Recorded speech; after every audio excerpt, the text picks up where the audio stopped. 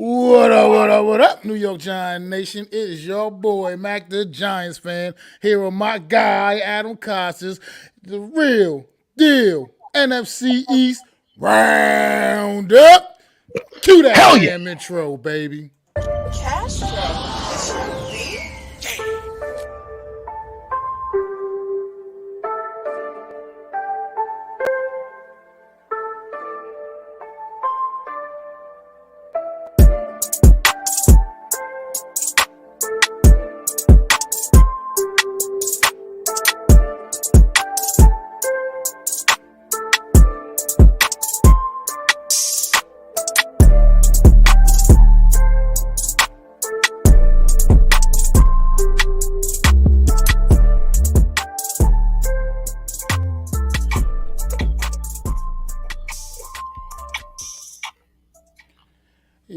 Yo, what's going on, everybody out there? What's going on in the chat?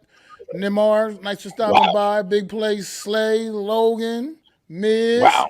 Jeff, Philly That B. that's an Thanks intro. Thanks for That's coming an in, bro. You like that, wow. Adam, man? My God, you got my good side, and you got me at a game. I mean, I can't. I mean, wow, wow. And then you have highlights in there. Oh my God. Oh my God. What did I sign up for? This is amazing. Yeah, that was exclusive from my homie Philly B. Hooked that up for Philly us. B, you are my new favorite fan. Like that was awesome. But how you feeling today, man? Scheduled release day, man. I was hoping for more leaks to come out before showtime, but you know what it is. We got the full New York Giants schedule, and I got most of everybody else's, man. So, So you know, how do I we still feel? got. How do I feel? You want to know how I feel? I feel ready to go, man. This is what I'm talking about. Schedule release. And we are going to get some stuff off the chest today. Let me tell you, folks, because we aren't going to do that hunky dory. Ooh, 10 and 10. We're going to give it to you real. Okay? Realness is happening right now. Schedule release. Let's go. I love it. You love it. The whole NFC East is going to be fun this year. It's going to be fun, man. It's going to be real fun. Absolutely. It's gonna be real fun, man. Like I said, we got the full slate of the Giants schedule. That was one of the few teams whose entire schedule leaked out already. That worked out good for us. And I guess we can start right from the top, man. Opening Sunday, September 11th. Taking that trip down to Music City, down in Nashville. Visit Derrick Henry and them Tennessee Well, Titans. Getting tested early, the New York ooh, Football ooh, Giants, baby. ooh, Getting tested early. Let's ooh. go. Ooh, ooh. First off, I want to say 9/11 Giants, put out your best effort for the people of the tri-state area. We all know what happened on that dreadful day. So hopefully New York comes out a little bit inspired. But let me tell you, Tennessee, they're going to throw everything at us. Okay, they're going to throw everything at us. You saw Henry? They call him King Henry for a reason. Okay, and we're going to find out on Sunday if our defense that everybody tells me is so good is up to the challenge. Because I'll tell you this, if that kid Cordell Flott or even Darnay Holmes is left one-on-one with Mr. Henry, it's going to be six. It's going to be a long day for them, young man. He will surely welcome them to the NFL for sure. More than welcome Absolutely. him to the NFL. He's gonna, you know what? You ever seen a cartoon where like a giant steps on a person and it comes off their shoe and stuff like gum? That's what's gonna happen to that kid if he doesn't tackle correctly, or if he shies away, or if he just tries to use his shoulder and puts his head down. He will end up as a cartoon character, flattened by Mr. Henry. I can't. I mean, I totally agree with you. Like I said, in a sense, for his New York Football Giant team, this young team that we're gonna be putting out on the field in September, man, it's a good opening test, man. I mean, I don't honestly expect us to go down there and get a W against a team that I feel is right now far superior to us, but I think it's a great test to open up this season and see exactly where this New York Giant team stands, man. It's going to be interesting. And who knows? I mean, I'm not going to pick a W because I just can't, with a clear conscience, expect us to go down there and beat Tennessee. But at the same time, I look forward to this victory, man. Look forward to this game. Excuse me. I hope it's a victory. I look forward to the Let game, man. me ask you this: where did the Titans finish in their division last year and in the conference? I believe they finished first. Had the first round bye in the So, AFC. so where did we finish in our division and our conference? Yeah, we weren't too Bottom good, two, bro. Yeah, bottom two, we were way down there. We were way bottom down two, there. right? Because if you look at the draft, it went what AFC team, NFC team, AFC team, AFC team. Then there was an NFC team in there named the New York Giants. So I want to be as optimistic and say this is a victory because someone put up a stat. I think it was in the chat. I was talking to one of my friends. Well, Tennessee, they lose in the opening game. Guess what? They're making a statement, okay? They had home field advantage in the playoffs last year. They're going to look at us and say, oh, this team was 4-13. Oh, they still got Daniel Jones? Okay. We'll see you. Well, We'll see you in Nashville. and if I can remind everyone, because we play the Tennessee Titans once every 4 years. Well, Saquon Barkley's amazing rookie season, we played the Tennessee Titans that year late in the season. It was nice snowing on the ground, nasty weather up in MetLife Stadium. You know what the Tennessee Titans did? Came up there and all they did was shut us the fuck out on our home field. I just want to remind everybody of that. That back in 2018, they came up to MetLife Stadium in December, and Derrick Henry ran wild, and Tennessee Titans shut us out at MetLife the last time we played this football team. The big play Slay. Can you highlight his comment about the Titans here? I absolutely can. He says the Titans have regressed in a way, but also have made a couple underrated pickups and trades. They lost AJ Brown and Julio, but got Robert Woods and Burks. Their defense is good, and you got D. Henry. My thing is this, okay? They are in the division where they need to get off to a good start. And I'm not even in a division, in a conference that they need to get off to a good start. Okay, who cares about who's in the division? Everybody in the conference has loaded up. It was an arms race, and they weren't one of the teams that got a lot of arms. So you think that they're going to just go, oh, well, this 4-13 Giant team, oh, we're so good, blah, blah, blah. No, now, don't get me wrong. Any given Sunday, that's why you play the games. However, to me, I'm looking at it in a Titans glasses right now. And I'm looking at them like, well, they choked the game away against Cincinnati, okay? They choked it away. Their quarterback, their defense, they did not make the plays necessary to win that game. They want redemption. Mike Vrabel's going to have them boys ready, and he's going to let them know that this team was 4-13, and don't let them come and steal one at home. I feel you.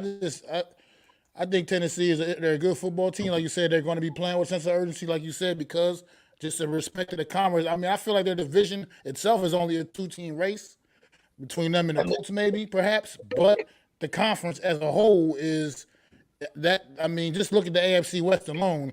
They got some work to do. So you got a lot of work to do. Cincinnati ain't going nowhere. That team ain't getting ready just to regress and all stuff. Pittsburgh, you never know. They had a little bit of a down year last year, but they still slipped into the playoffs. So it's like, and they retooled. Obviously, we know they're a well-coached football team.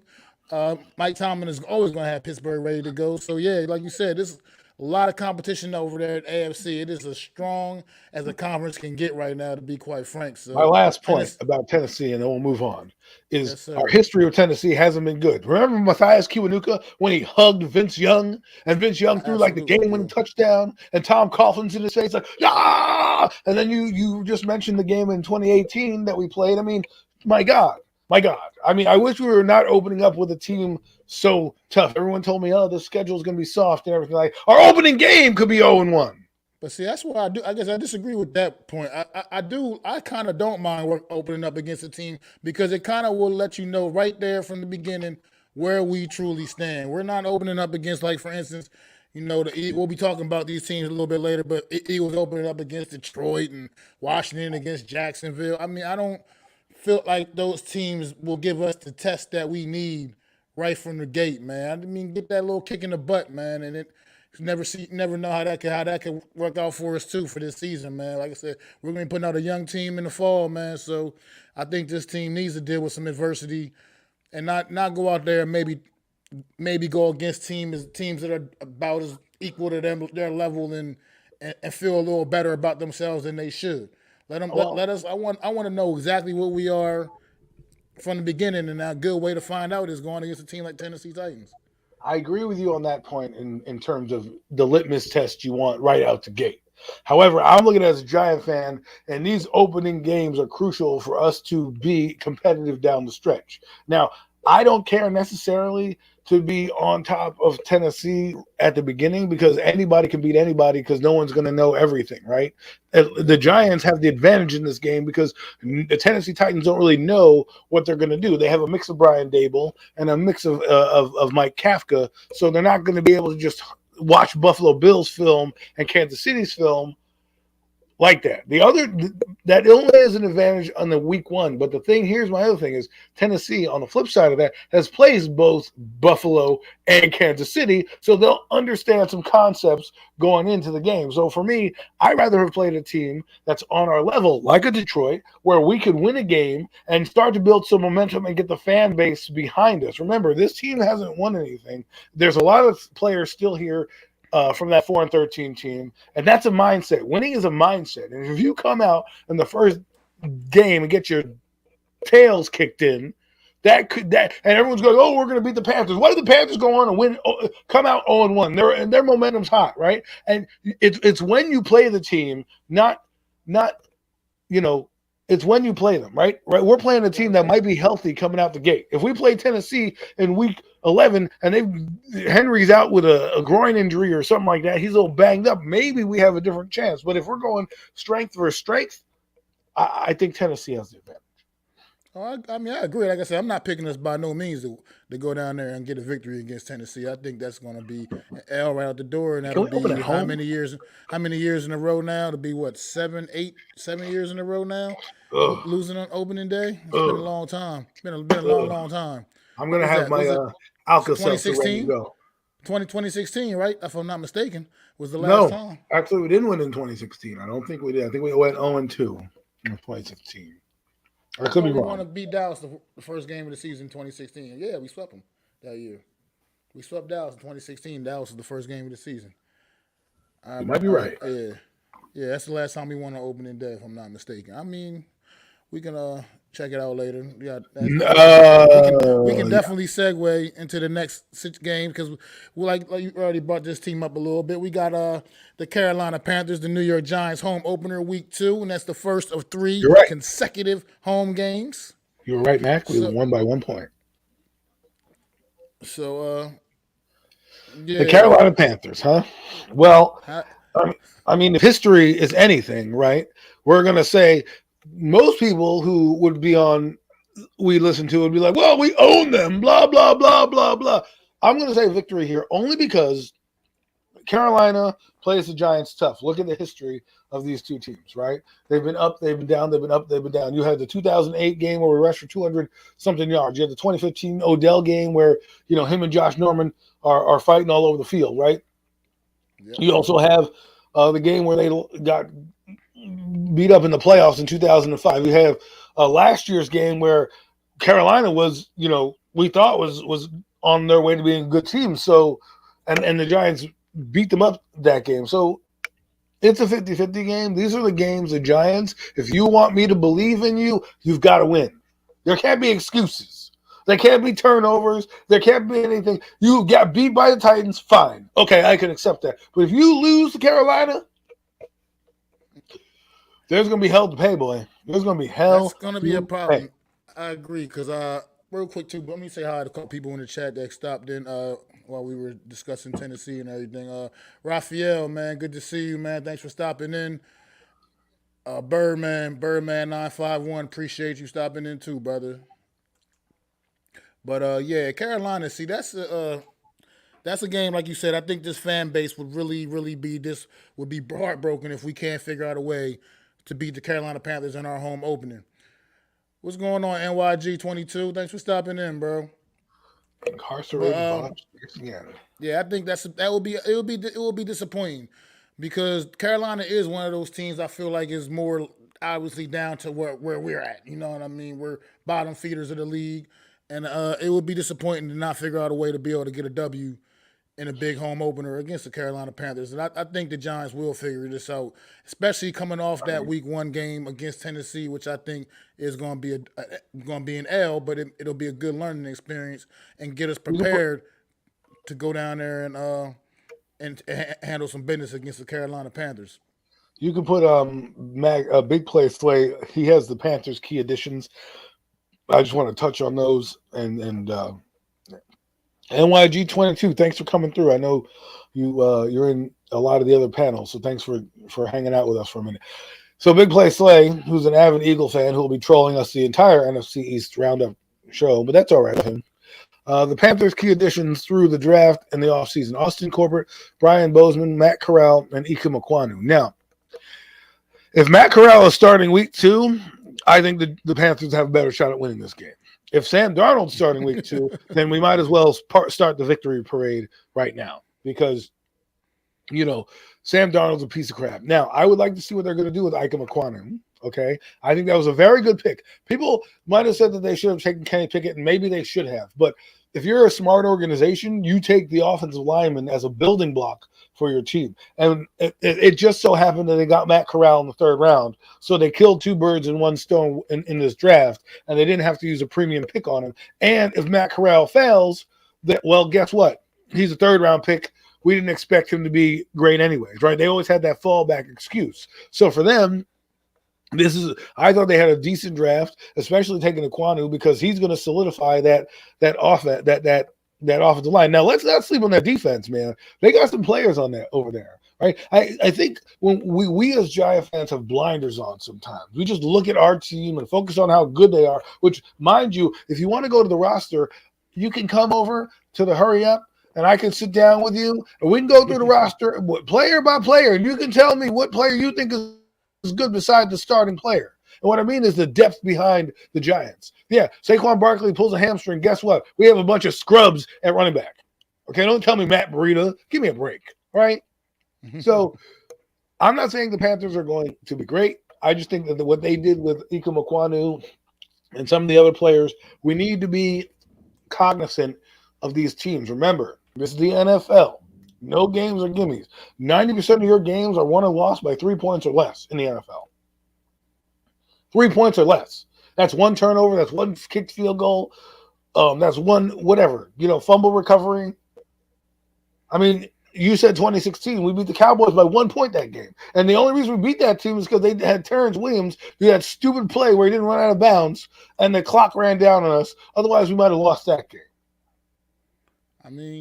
I mean, spitting facts right now, Adam. Man, this is like that game where I think the Giants do figure out a way to put it together and find a way to beat this team because I think when it's all said and done, I want to believe that the Giants' young talent is a little bit better than what Carolina has. Now, with that being said, I go back up here to NYG's comment, man. If CMC is healthy and they get the run game going, obviously that could be problematic for the New York Giants. But I also do agree we'll figure out a way to get the job done. I think he's right in this regard, right? The Giants' defense is an anomaly right now. We hope that it's good because we like the coach that they brought in. Yeah. But until they prove it to us, they ain't nothing but a paper team right now. Everybody on paper, and mind you, I can go through the paper right now. You know what? You people seem to want to talk, and look what I have right here. I have a roster right in front of me. Well, man, that is great radio. If you look at me, that is what they call great radio. So let me go through this little defensive line for you. And mind you, these are 90-man rosters, so we don't even know if these guys are all going to make it. We have Leonard Williams, Jihad Ward, probably going to make it. Raymond Johnson III. Okay, yeah, I'll wait. David Moa. I don't think you'll see him on the program. Christopher Hinton from Michigan. Okay. Jabari Ellis.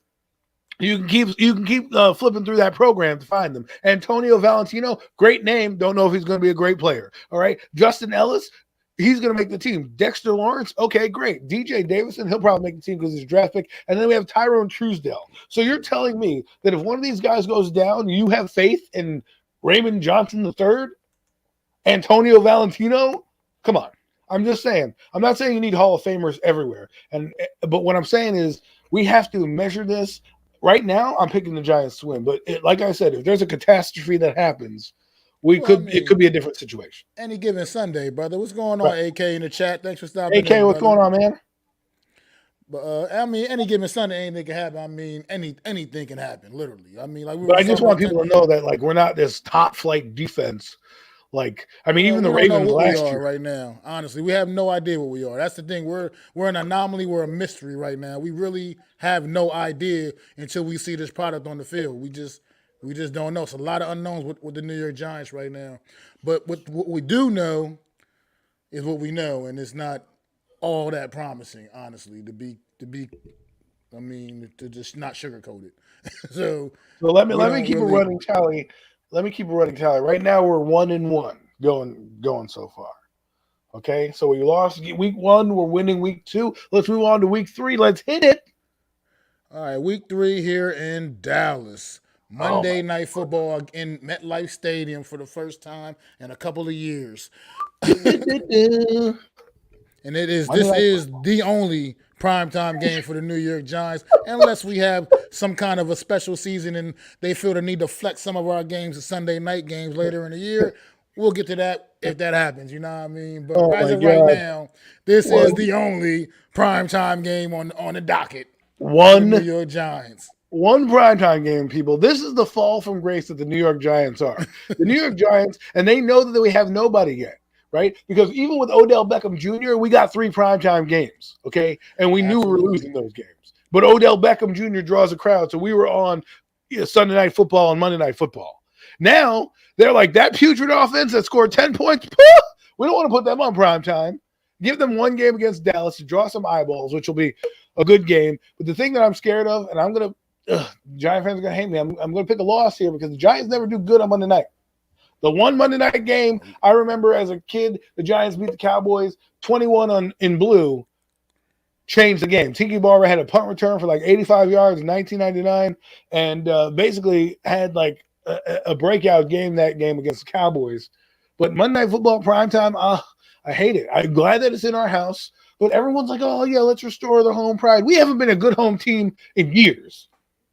No, not at all.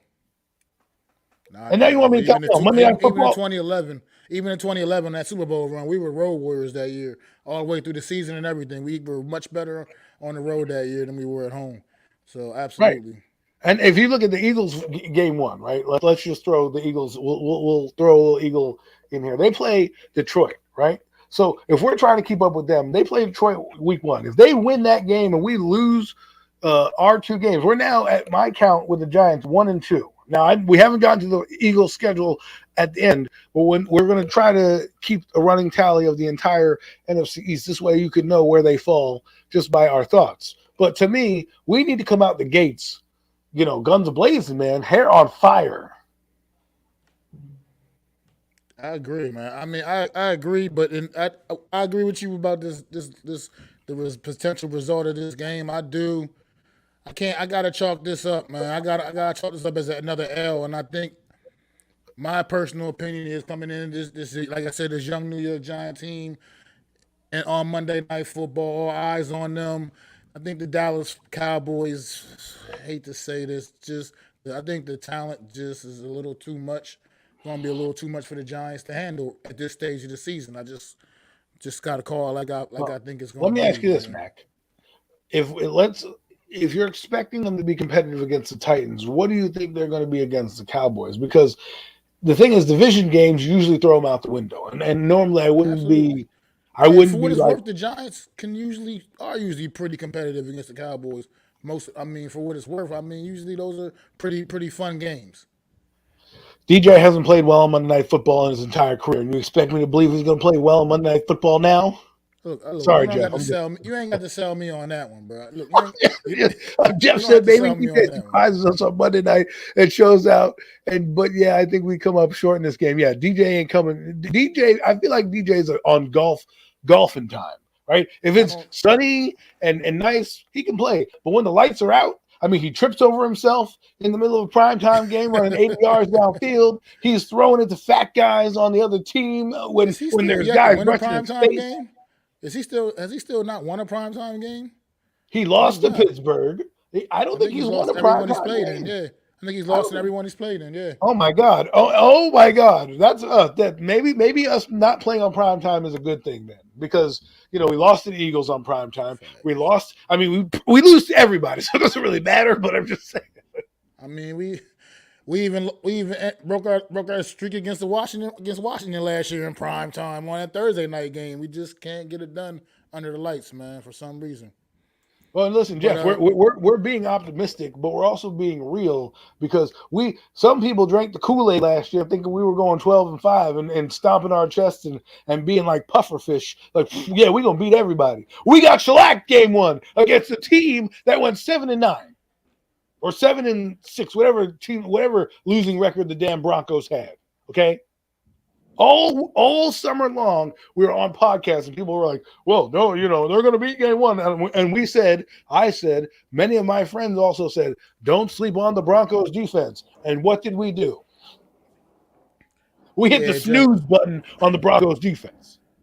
I'm always want to be optimistic, man. But the thing is, like I said, I'm still a little shell shocked from last year, bro. Last year, I was all gung ho, just knew we was gonna go out there and be that team, and we were that team that went 4-13. Is what the hell we were, and and it just is what it is, man. I don't like to give kudos to these other teams in this division, but the Cowboys are a better football team than us right now. As far as everything that we know, they're a better football team, and I just can't. I got to be real with that. I can't. I don't see us going down. I mean, it's in MetLife. I can't. But either way, I still just can't see us getting the job done at this stage of the season with the young guys we're going to be rolling out there. Highlight Jeff's comment here. He says, and NYG22, I agree with you as well. We have to prove it on prime time. But Jeffrey says on here, I just don't believe that Dallas is as good as they were last year in their O-line. Yeah, that one. Yeah. Not that it was. That's why I think that we have a chance to split with Dallas. Here's what I have to say about this. The Giants were 1-5 in the division. Okay. 1-5. All right. So to me, I have no faith in beating anybody in the division until we actually prove that we can be a football team. Okay. I don't want to hear that this division is not good. The Cowboys don't have to be world beaters. They just got to win the NFC East. And at that rate, you only need to win 8 or 9 games in total. And you just don't want one of those 8 of those games to be against you. And so for me, I just can't be like, oh, well, Dallas, they're an okay team. Like, listen, they're better than us. Face the facts. They were 13 and something last year, and they were first in the division. Okay, they may not win the division this year, but they're going to be scrappy and fighting. I don't care what anybody says. These NFC East teams aren't dying the way we think they're dying. Okay, they're just not.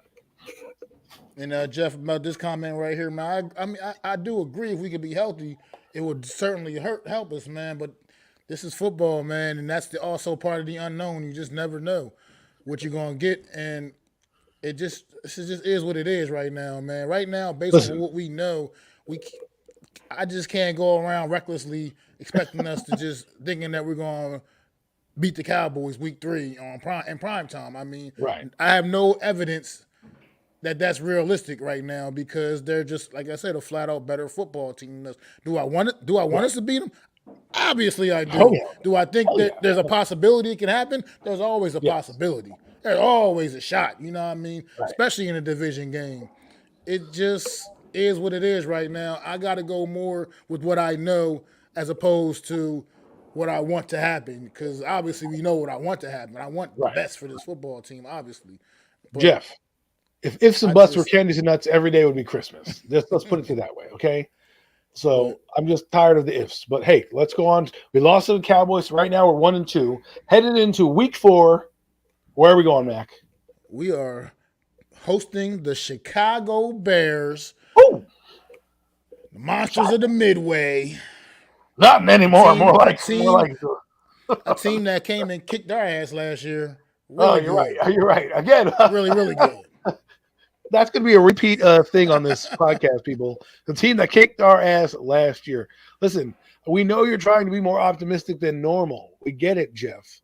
It is a division game. We have improved. But again, we haven't been close in any of the divisional games that we played in, except for the Eagle game that we lost because of Jalen Reagor's Butterfingers, okay? But an AK, we're loving that you're in here stirring the pot as well. But to keep on keeping on with the Bears, all right?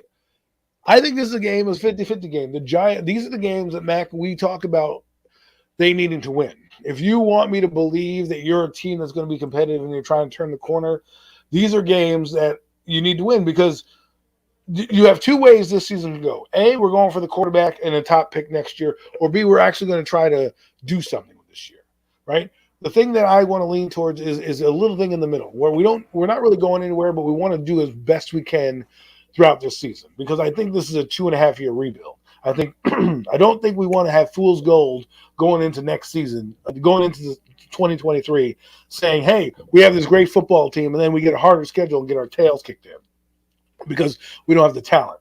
So for me, it doesn't matter about victories. But if you want me to be real, we got to beat this team. This is a game you can't let slip. First off, you stole their first-round pick this year, okay? So they have really nobody. They're going to be developing a quarterback. Sure, they have some defense, and they played well, and they beat us. But I think this is a game the Giants are going to win for me. I know back they kicked our ass. I'd like to know how you feel about it. And we can – so far we're 1-2 going to 3. I think this team came and kicked their teeth in last year, but they caught us at the absolute right time as well. I They were mean, in Chicago, though.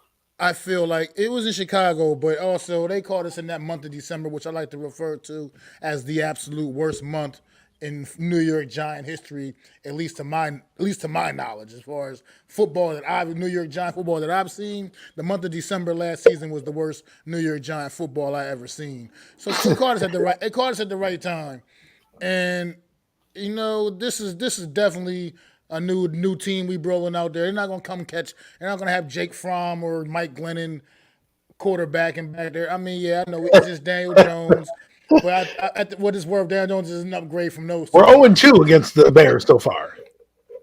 We played them with Daniel Jones' rookie year. Oh right? Yeah, we did lose. We beat them Saquon Barkley's rookie year though. I remember that. Okay, game. so it's 1-2. We're 1-2 the last 3 times we played them. And that's bad. Yeah. We played this team 3 times. Shows you how bad the Bears are. Yeah, we beat him Saquon's rookie season. He was hurdling all their defenders.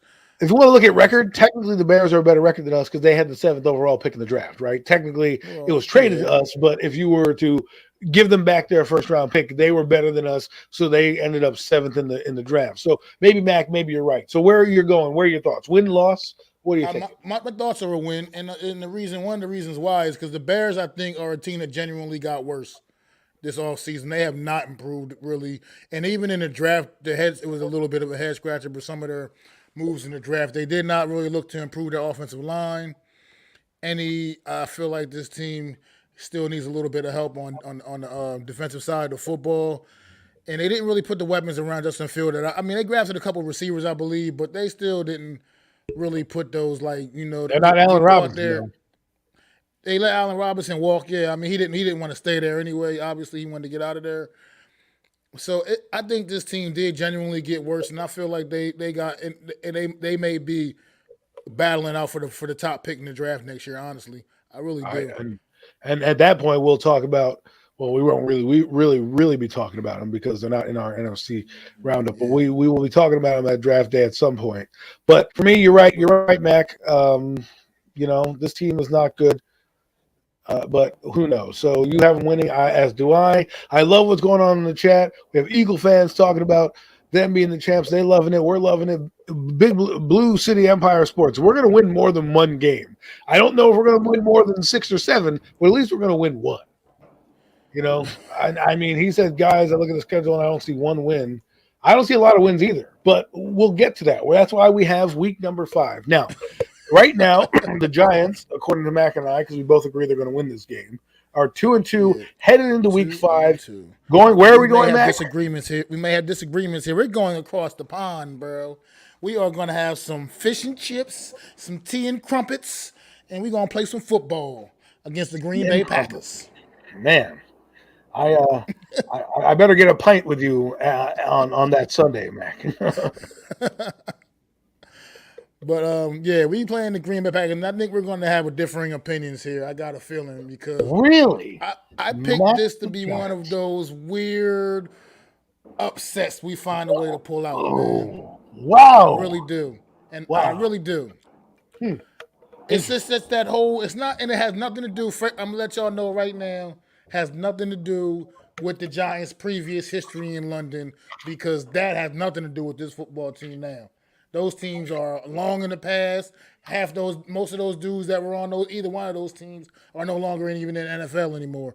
So that has nothing to do. Has nothing to do with the Giants' previous. I just feel like when they go across that pond, when teams go over the pond, man, it's hard to get motivated. You're dealing with a massive, a fairly massive time change, and you can catch a team like Green Bay being real sluggish and catch them slipping. And I think we might do that. And for what it's worth, I'm not sure what this Green Bay team is going to be yet. We know what Aaron Rodgers is. He's one of the best to ever do it. But with that being said, he's going to always give that Green Bay Packer team a chance. But I'm not convinced with their receiving weapons now. And I've never seen Aaron Jones deal with stacked boxes because he's always had Devontae Adams out there keeping the defense honest. You know what I mean? So I don't know what we're going to see from this Green Bay team this season, and I think this is going to be one of those games we get over there. We're going to go out there and get a big upset against the Green Bay Packers over in London. Oh, I do know, Big Blue City, that the Giants are undefeated in London, and they went to the Super Bowl both those years they went to London. Fun fact. But here, I don't think they're going to the Super Bowl.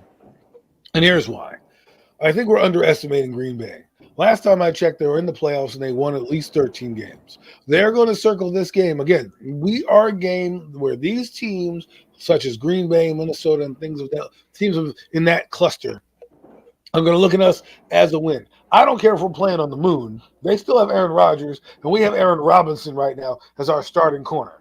And I don't know about you, but Aaron Rodgers is – and I don't even really like Aaron Rodgers as a quarterback, and that's a podcast for another day. We can talk about that. But what I do know is he's savvy, and he's going to try to cook Aaron Robinson. He's going to be like, okay, kid, let me see if you got this. Let me see if you got that. Aaron Rodgers, I know they don't have Devontae Adams. I know there's going to be a stacked box, but they still have number 12 back there. And our defense is going to come with the heat. And it just takes one pass to go over Aaron Robinson's head for a 70-yard touchdown and a difference in a ball game. And so for me, I'm thinking the experience and the travel is going to – don't get me wrong, I think it'll be a competitive game. I just think Aaron Rodgers – the Giants haven't done well against good quarterbacks toe for toe. Remember, our quarterback has to score points as well too. It doesn't just work hand in hand, for me. So the Giants overall don't have a team ready yet to be on this level. But again, they'll be competitive. I'm having them as a loss, so I'm at 2-3, and Max at 3-2 right now through 5 weeks. Yeah, I mean, there's always a couple of those games on the schedule where you're not supposed to necessarily. Nobody expects you to win it. We'll be heavy underdogs, obviously, for sure in that game. But I just feel like it's going to be one of those games where we figure out a way to pull it out over across the pond, man, and then we're going to go have a nice little pint afterwards. AK, I don't know who's catching the pass, but I know the guy's going to be open. That's all I know. Right? I don't know who's catching the pass, but I know the guy's going to be open because he's going to fool Aaron. Listen, we have a lot of young secondary pieces, right? And maybe McKinney shades to one side, maybe he doesn't shade to another side. I don't know what's going to happen. But if you bring an all-out blitz or zero blitz, and your guy gets off the line cleanly, and Aaron Robinson, who's a big physical guy, doesn't have great speed, gets burnt, or get caught flat-footed, that could be 70. I mean, y'all ain't got to sell me on Aaron Rodgers. I know who Aaron Rodgers is. I know, like I said, I understand that him alone always gives the Packers a chance. I'm not saying we're going to be better than the Green Bay Packers. I'm saying on this week, week 5, over in London, we're going to figure out a way to get the job done. Because it's a trip that none of these teams really like taking. And I've just noticed it in the past. See, some of the better teams that do go over there come up on the losing end to lesser up competition. So who was it over in London last year? Jacksonville kicked I think it was Jacksonville kicked somebody's teeth in over in London, and it was somebody who they had no business beating. You know what I mean? It's just that whole London dynamic, that whole trip you go across the pond. Oh, for us on the East Coast, it's a 5-hour time difference. For Aaron Rodgers and the Green Bay Packers, that's it's a 6-hour time difference. So I mean, maybe you're right. Maybe you're right. it's a pretty it works on you a little bit. So I just think this could be a team, one of those weird sneaky wins. We sneak in there a game nobody had to give us a shot in, and we just find a way to sneak it down. That's all. That's my take on it. That's it. And that's I'm not my saying last point on it. I just want to address AK's comment about who's he throwing to the number one receiver's rookie. Listen, good quarterbacks make good players better. So I don't really care that the kid's a rookie and we have Aaron Robinson out there. Okay? It doesn't matter to me because Christian Watson, let's say that's his starting guy. Okay? If that's his number what's going one, on, Lou? it's easy. What's going on, Lou? If that's his number one, it's easy to get that guy over the top, do a little thing with your eyes, turn your head, get lulled to sleep, and bang, they're six. They're six. I'm telling you, we can't underestimate just because he has rookies that he's not going to elevate his team. I mean, I'm not saying that could. I'm not saying Devontae Adams, isn't a great player. I don't want to take that away from Devontae Adams. I'm just saying don't underestimate the power of a good quarterback. That's all. And we can move on. I agree with that. But then week 6 is interesting for me because usually after the teams go over to London, they usually go into a bye week. But the Green Bay Packers and the New York Giants, and the Packers, both Packers also are not having their bye week 6. So both teams will be playing in the next following week. But the Giants come back home to MetLife, and we got Lamar Jackson and the Baltimore Ravens coming to town. Now, the Baltimore Ravens finished in unfamiliar territory last season in their division in last place. That's why we are playing the Baltimore Ravens, because they were the last place team in the AFC North, which has been very unusual for them for their recent history, at least anyway. So you go ahead and get started on this one, man. You let me know how you feel about this one. So, I'm going to do a twist. Going into this, I had one way, but because you went one way with Green Bay, I'm going to flip it on you like this, okay? I think the Giants pull the upset in this game. Why? Here's why. Wink Martindale will have all the secrets given to Brian Daboll to defeat that defense, right? So he will have them practice. Not only will you practice against the defense that you're probably going to see, right? Because it's going to be too hard to change up the entire defense. I'm sure there's going to be wrinkles, but think about it. Wink Martindale, he knows the concepts. He's been there. He's done that. I think if you're gonna do the Raven, if you're gonna tell me they're gonna beat Green Bay in London, well, I'm gonna say they're gonna have a competitive advantage against the Ravens. Now, for real, going into this, I wanted to pick a loss here, but I thought I'd spice it up a little bit, because I do agree we're gonna probably win one of those games that's like, oh, we shouldn't have won that game. But the last time we played the Ravens, while Daniel Jones had a solid game, we got our teeth kicked in. So, but I'll take this as a win.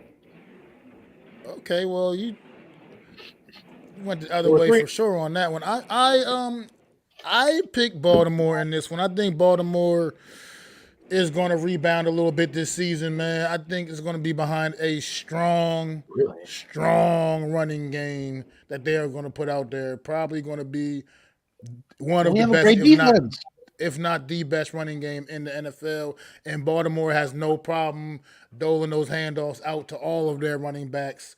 They love to spread the wealth, to share the wealth, and then they got one of the most electric weapons in the NFL with the football in his hand, Lamar Jackson back there at the quarterback position. And then NYG. And you got Mark Andrews. I mean, I just feel like this team, our history with tight ends, especially with good tight ends against good, it's been a little rocky. So to say the least. I think so. I can't really see us coming back over here. And I think we're going to come back over here, be a little feeling ourselves after knocking off Green Bay and London, feeling ourselves a little too much, and Baltimore going to kick us back in the mouth and let us know, bring us back down to reality. Oof, kicking us in the mouth. Oof. Anyways, well, Mac, I don't know. I'm just going to play the devil's advocate on this one, then play the other side. NYG 22 apparently agrees with me, so that's always good. Don't really have many people agree with me, so it's good to have one person. But and he said, for the reasons I stated, the familiarity of the team, and Lamar Jackson may have his clunker game. He does turn the ball over. He does run. Our defense will know how to defend him because we'll have Tyrod Taylor, who will be mimicking what Lamar Jackson does in practice. So I just think this is a matchup the Giants might be able to sneak one out. But, we'll see. Right now, we both have the Giants at 3-3 after 6. You know what, NYG? That's a really good point, man. I never look at it from that aspect. Still not changing my pick, but but that's a really really strong point It that you is. bring It up, is. and that could definitely The perception. help us out big time in that week 6 matchup. So I hope you guys are both right, obviously, but I'm going to keep my pick the same way it is, and I think we're Listen, we're going to not, we're, take this that is this L. is this is May like 14th. I don't know. We have no idea what's going to happen. When we get to this game. What's But three going and on, three, Deception? both of us, 3-3 into week 6. We're headed to where are we going next, Mac? We are going week 7. We are traveling to Jacksonville. We're going to be Ooh, ooh, taking a trip down to the Panhandle. We're going to you visit know our what? old friend Evan Ingram, our old Oh, friend what's his name, the coach they got down there now, the Doug old Eagles Peterson. coach Doug Peterson. Yeah, we're going to be checking these old familiar guys out, guys we got a I'm little gonna history with. And about to upset the apple cart right here. guess what, fellas? You're not gonna like this, but I think we're gonna go down there and take another L to the Oh my Jacksonville God, Mac! Jaguars. I was gonna say that. I was gonna say that just for shits and giggles, but you beat I me to it. think we're gonna take another L to the Jacksonville Jaguars. I Wow, I I was like, think oh, I want to hear you. I want to hear why you say it because I thought you were going to pick a win here, and I was going to go against you and pick a win, pick a loss. But you said loss, so you threw me off. So now I want to hear what you got to say. I think this team invested heavily into be getting a little better, and I think they did get a little better on paper. And I feel like they're gonna be on that being home. We're both not looked at as good teams, obviously, in the league, but I just think they might be a little bit better, at least on this day. And I don't know, I don't have any real true rhyme or reason other than I just think they may have a few better pieces in place. I mean, Christian Kirk, if he does work out, for them, and then like I said, they have a sneaky good defense. Trevor Lawrence, they can if they can block, keep him upright. I mean, he has the tools. So I'm picking another L here. Unfortunately, New York Giant Well, Nation. the funniest part is, like I said, we didn't collabo or talk about these picks prior to coming on. People, just to let you know, I was going in with a thought process thinking that Mac and myself, hey, the Jaguars 50-50 game. This is a game we're going to win, right? So when I thought Mac said we are going to win, so I opted to play devil's advocate here, and he ended up picking us to lose. So I'm going to say we're still going to lose, and here's why. I think we're Chris, how you doing, man? I think we're underestimating the defense that they are going to put out there. Okay, we're going to play a lot of good defenses coming up. This one's going to be interesting because you have two edge rushers coming at them, and Josh Allen and Trayvon Walker. They have Chad Muma, right? So it's going to be interesting to see how they concoct this defense. And Doug Peterson's no like slouch of a coach. He'll get the team prepared to play. They're not going to be like Urban Meyer's team last year, where he's out getting his feet touched by women in bars and shit. Doug Peterson, yeah, maybe you don't like him, maybe you do, but he built a Super Bowl winner out of the He's a Super Philadelphia Bowl winning Eagles. football coach. Straight up. Right. You can't take that away Now, from him.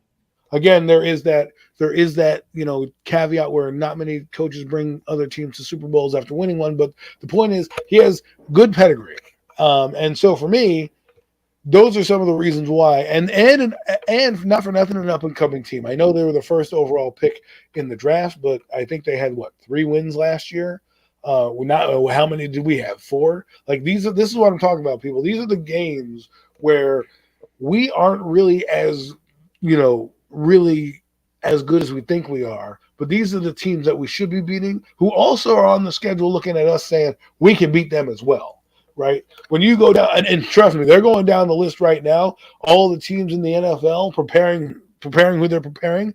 But don't think these coaches don't think, we have a good shot, we have a good shot, we have a good shot. You want to win every game. So for me, Doug Peterson, New York, coming down here, the history between the two teams, we're intertwined. We are intertwined with the Jacksonville Jaguars for many reasons. Tom Coughlin, is one of those reasons. AFC title games and things like that. We have a history with this team. And for me, that's why I picked it again. I was surprised that Mac went the way he did. I That's caught you why off I'm guard so with that one. shocked. I did not know, but It's part of like what NYG's comment up here. It's like there's always gonna couple of those letdown games. The same way, the opposite effect, like I said with the Green Bay game, where there's always a couple of weird games like that where you beat a team that just seems like you shouldn't have beat. The same with the goes with the Chico. team that you feel like you should beat. The Jacksonville might be that game this year where I just could see it possibly us dropping the ball. You know what I mean, and being a letdown game, just like he just said. But also, like with that said, I mean, we can move on right on to the next week if you like. We Yes, both in sir. agreement that they're taking the L, and that's going to be a nice long trip out to the Pacific Northwest. And I Ooh, think we're going to get some ooh, get right this week. You ooh, know what I mean? Go out to ooh. Seattle Hopefully, and don't hit the visit sticky Mickey out there. what Drew Lock. I guess if he's playing quarterback, who knows if they acquire Baker Mayfield, whoever Ooh, playing, it doesn't matter. I think we're going out to Seattle, and I think we're gonna get the job done out there in the Northwest because that 12th man ain't the same no more. It don't hit the same no more now that a lot of those guys are out of the building. Lost their best player so on offense, lost their best player on defense. I mean, he just this team is set up for absolute disaster this season, and I think the New York Giants capitalize on that and get the job done out in Seattle, man. see, this is I think Jeff, where you're saying we're taking a loss in Seattle, and we will beat Jacksonville. We're just flipping it. It doesn't matter where they come from. The Giants are going to end up 4-4 after 8, and I think they're going to win this game against Seattle. After getting, sometimes you need to get beat up by a team like Jacksonville to be like, okay, let's go beat on Seattle. And for the reasons that Max stated, I think they're in rebuilding mode over there. They don't have a quarterback. They didn't want to choose one this year. They had a solid draft. They put some things together. Drew Lock, we'll see what he can do. I mean, I don't know if he's going to make that offense better. I mean, Seattle is Seattle. They'll always play good at home. They're a feisty team. They're one of the teams you can't count out until they're all said and dead. But to me, I think it's going to be a win. And after 8, we're 4-4. So that's how we're looking after 8 weeks, people. And then we have a bye week. Absolutely. We're And going to then we win got the there. bye. Week 9. We're definitely not losing week 9. What's going on, Eric Seabrook? Thanks for stopping in, bro. Good to see you in the chat, man. Tudo. Appreciate you, man. What's up? Look at all these people. Yeah, And see, big play slay. You're right. They added Boy Mafe, Kenneth Walker, Lockett, Metcalf. They have a lot of guys there that they're bringing in, but that they have to gel still. And I'm just thinking, for me, this is the game the Giants go across, like you said, to the Pacific Northwest and just steal one from that team. You know, I'm not saying they're slouches. We're NYG22, not saying they man. don't have talent. We're not saying You they don't are have talent. dropping. You got the coming in with the good, strong comments here that I just can't help but agree with. At the same time, once again, I'm still not going to change my pick, but I NYG22. but I You're doing do well. agree, once again agree with the point you're making, man. Like that all does make sense. I don't think that 12 man hits quite the same anymore, but it does still exist. I can acknowledge that it does exist still. And And you're you right. know what? Here's a point that we haven't talked about. Pete Carroll. Now he's a coach. He's been there, done that. We have a rookie head coach. I know we want to believe in him, but as a rookie head coach, this is what didn't happen with Judge. Judge almost had everything go almost flawless, minus the wins for him. He wasn't put in precarious situations. When he became put in precarious situations, the wheels fell off the bus. And what I'm saying is, Pete Carroll has been there, done that. I don't know what play calls are going to be called, what dynamic is going to be going through Brian Dable's head if in crunch time the game is close and critical decisions need to be made. I trust Pete Carroll over Brian Dable right now just because of experience alone. Well, I mean, that's also a fair point. I just think that's going to be the game. We go out there, we get a big win, Put it head over on to him, the bye baby. week. 4-4. The Giants have a winning record so far between Mac the Giant fan and myself So what's right it? We now. going into the bye week. What, 1, 2, 3, 4. Yeah, 4-4. I got us going into this bye week. Yeah, same. We just switched on games, so we've been the Yeah. same record, but we switched on certain games, so we're tied up. And then we come out the bye week, man, and we staying in MetLife Stadium in friendly confine. We're gonna welcome in the Houston Texans, another Interesting.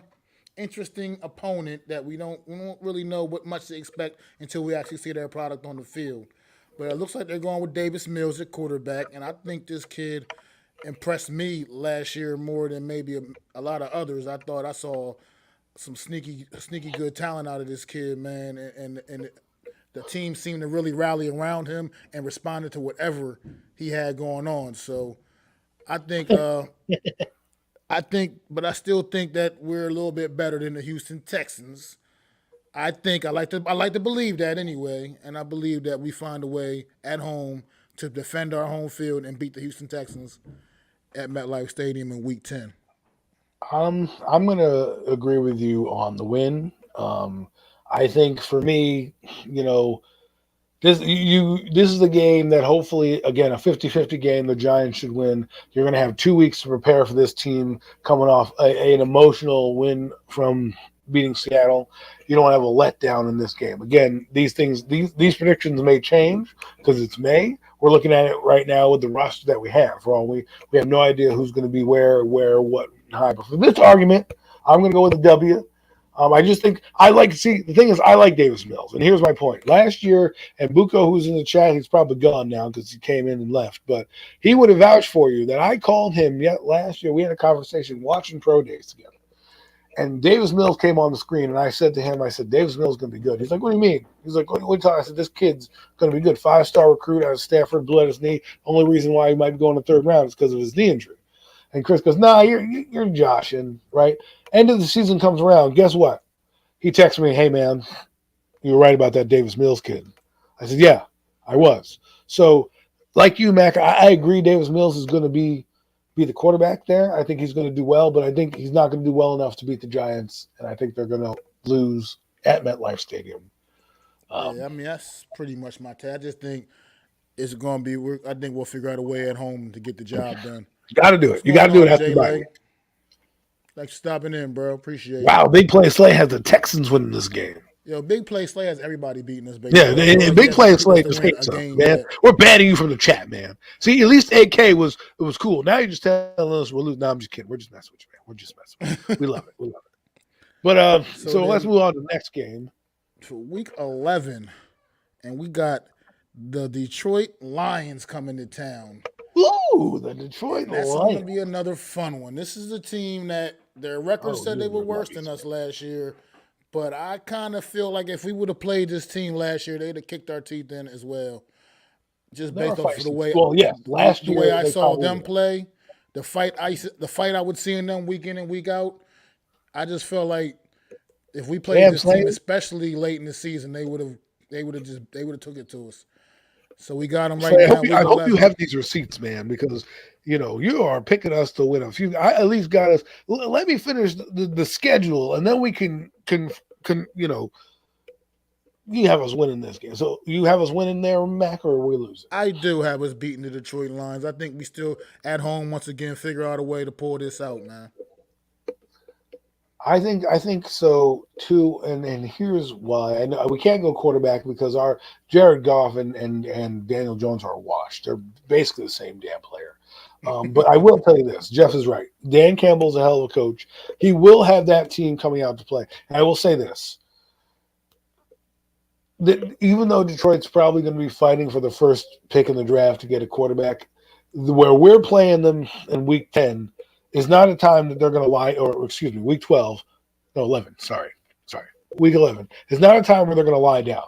They're going to still want to play out the season, right? If this game were happening Week 16, Week 17, I'd say it's probably a blowout. But I'm picking the Giants to win, but I'm just saying don't underestimate the Lions coming in. I think, like Jeff said, Dan Campbell has them headed in the right direction. What that direction is right now is probably – which one of the receivers did they get in the first round? They got their second first round pick. Oh, they got the kid from Alabama, man. Yeah, absolutely, and they pair him up with the kid they got last year that had a pretty good year for him, Amon-Ra St. Brown, who had a pretty good rookie year for them, man. So they're building a football team right now that can, and they still have the tight end that they have there. The tight end they drafted. Forget what his name is right now. Hawkinson. Yes, Hawkinson. What a name. So. They have him, so they're building weapons, for Jared Goff. And again, I agree with a lot of the people. I can see the Giants losing these games, because they're 50-50 games. These are the games I'm talking about when I say 50-50. Their Giants should have a chance. They may not be favored, but they should have a chance according to where they fall within the realm of games. Houston, 4 wins. Lions, three wins and a tie. You know what I'm saying? Jaguars, 3 wins. Giants are in this cluster where they need to win these games to show us that they're going to be heading in the right direction. If they lose these games to teams like this, then we're in deeper doo doo than we think.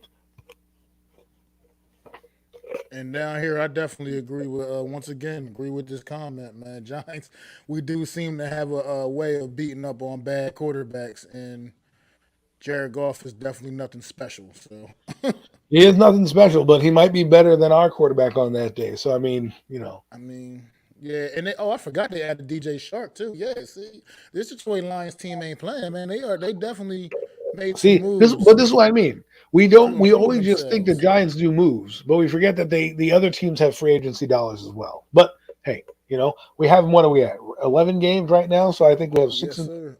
six and five. I think I think we're we're at 6-4. No, six and six four, and I four, believe. That's what I six got. and Yeah, four. 6-4. And then we go back down to Dallas on Thanksgiving.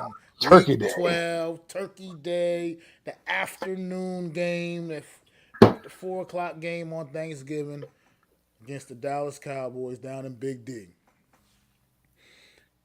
Oh, man. Once again, I don't know. It's just the Giants, I just feel like we're going to figure out a way to foul this one up. The Dallas is coming off an embarrassing loss last year on Thanksgiving. If I'm not mistaken, they got pretty much handled by the Raiders last year. So they're going to maybe have that in the back of their minds. It's a division game, so it's going to be a little more important to them anyway, just because it's late in the season. This is actually a stretch of 1, 2, 3, 4. Is that 4 straight division games for the New York Giants? Yeah, this is a stretch of 4 straight division games for the New York Giants, man. And And I the think the Giants. NFL. Go ahead, Adam. No, you were going to finish your part. I'm sorry. Oh no, I was gonna say. And I just think I think we can come up a little bit short. I think this will be. We'll find a way to make it keep it competitive, but I think we're gonna come up short on Thanksgiving, unfortunately, and it's gonna ruin my day as I'm sitting down eating my food. I just got this feeling. But The how you feel about it? NFL had to ruin my favorite holiday. The holiday where all I do is go to my family's house, watch football. They leave me alone. They put me in a room. I watch football and I eat turkey. But now I can't do that because you know why? You know why? I'm going to be eating like a man possessed at halftime. They give you 12 minutes. I'm going to be finished in 10. Okay? Because I am not going to want to miss anything. And people are going to be like, hey, what are you doing in the house? You're here. I don't care. Thanksgiving is a sacred time, and the NFL ruined it for me. And it's going to be one of those times where I'm going to root. And I have a friend of mine. He's a Cowboy fan. He's going to be in my ear hole.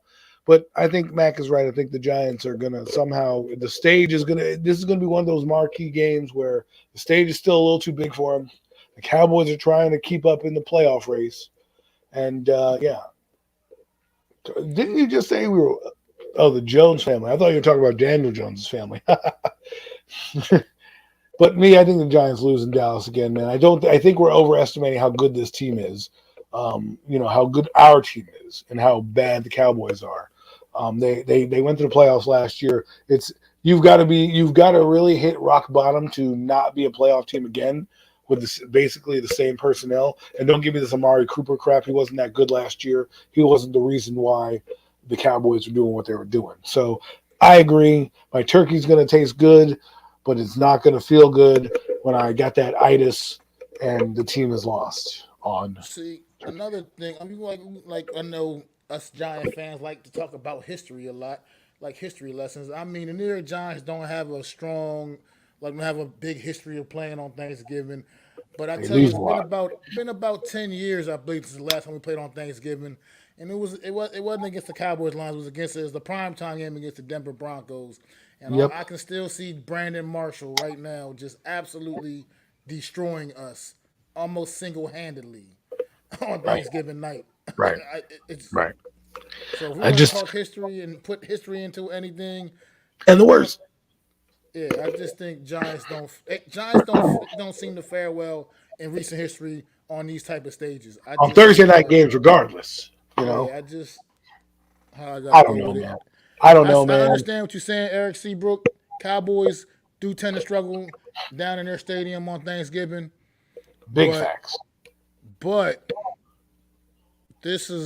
we're a little bit lower, lesser competition than what they've been dealing with the last couple of years I too. think it'll be a fun game, but I just Yeah, think the Giants will come up short. I just think I agree. I think we're it'll be talking. We're absolutely talking what? competitive. This is week 12 we're at right now. Yeah, absolutely. And I think the Cowboys are going to be trying to position themselves to be one of the 7 wild card teams, right? Not necessarily win the division, but will be one of the 7 wild card teams. And I know everyone look, put Jeffrey's comment on there. Thibodeau, Leonard Williams, Dexter Lawrence find a way to get a ton of pressure on the old banged up Cowboys offensive line. You're right. You're right. But again, it takes one play.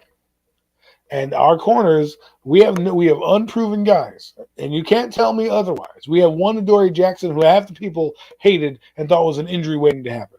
Okay, and now you have Aaron Robinson, who hasn't played more than like a handful of games, manning up against the Cowboys with a veteran quarterback, a quarterback that, whether you like him or not, still a veteran. Okay, still has some savvy, and things like that happen. All right, you know what? Someone said something about cornerbacks. Aaron Rodgers, we'll go back to him in the playoff game in 2016. Either Cromartie or one of the nickel corners gets knocked out of the game, and guess what happened? Rodgers just picked apart our secondary with that one guy, beat Michael Coe or whatever bum was out there all game long. All right, so the Cowboys are going to do the same thing. They're going to look out and they're going to see who the weakness is. I mean, they just franchised their tight end, right?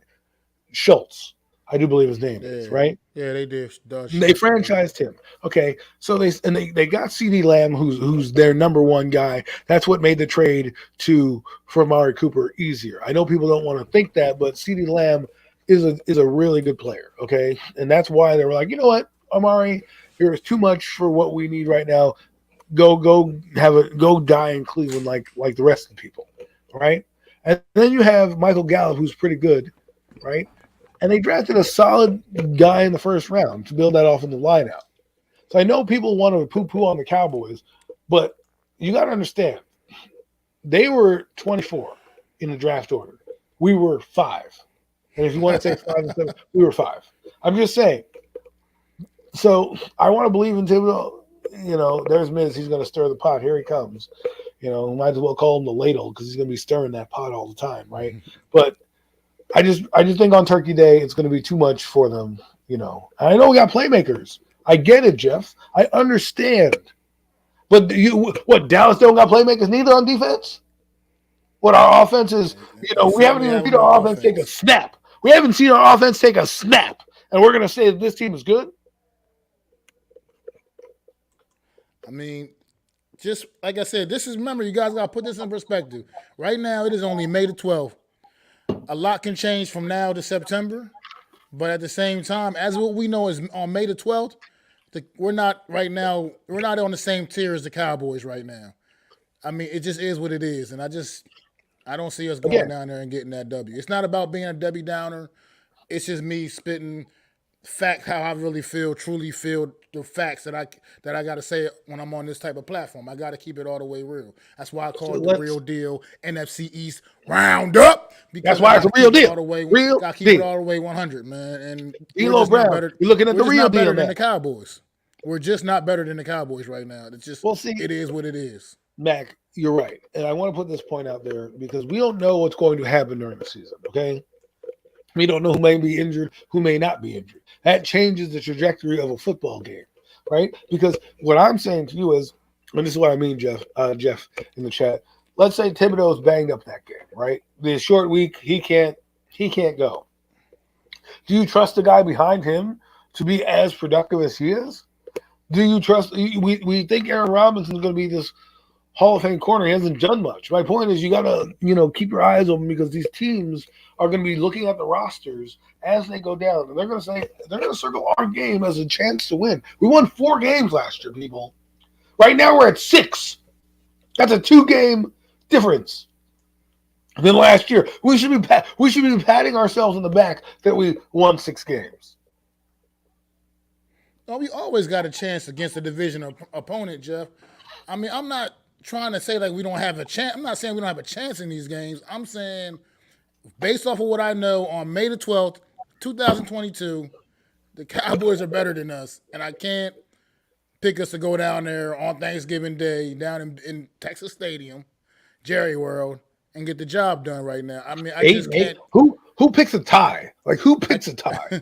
I can't Like pick that right. I can't pick that right now. like 8 and 8 But and 1. Like that's the record you want. I understand 8 and 9 doesn't look sexy, but I'd rather be 8 and 9 than 8 and 1. Like I ain't never scared, Eric Seabrook. Never scared, man. I gotta keep it 100 though, man. Do you really believe we're a better football team than the Dallas Cowboys right now? You can tell yourself that right now? Because I can't. I no, can't no. tell myself that. Seabrook. When the game happens on Thursday, you're gonna see me jack through the roof. But on May the Absolutely. 12th, when we're analyzing the schedule and the 4-13 team that we were, yeah, I'm gonna say we're gonna lose. But come Thursday night, when we playing, you're damn right I'm gonna think we're gonna win the game. Of course, absolutely. And won't think nothing less. But I just right now, as it stands on May the 12th in 2022, the Cowboys are a better football team than the New York Giants, as it stands right now. What's going on? What's going on, Rodney? Good to see you stopping in. Thanks for stopping in, man. But Rodney. but let's not get it all twisted. I hope everything y'all saying is absolutely right. I want all that to come true. That would Yeah. be best case scenario. Let Oh, all right, that come true. right. I mean, I just yeah, I'd love to go 18-0, or 17-0, whatever the hell it is, but that only happened like what? Never? Once in the history of the NFL? we'll see, man. Like I said, I hope you're all right. I just, you know, right now I got to be a little more, got to scale back a little bit, man. And with that being said, we're gonna take it to the next game, week If 13. we get a tie, I'll buy you a Giants shirt in extra medium. Week week 13, we gonna host the Washington Commanders for the first time this 2022 The season. A Commanders. team we have had Is that a USFL very team? much success against up until last year, where they got the season sweep on us.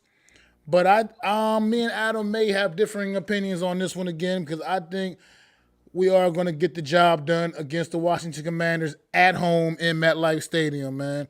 Just based off of the general history with the rivalry, we always play well against this football team. It's never usually we usually either win in dominant form, or it's a damn close football game, and we find ways to beat this football team most of the time.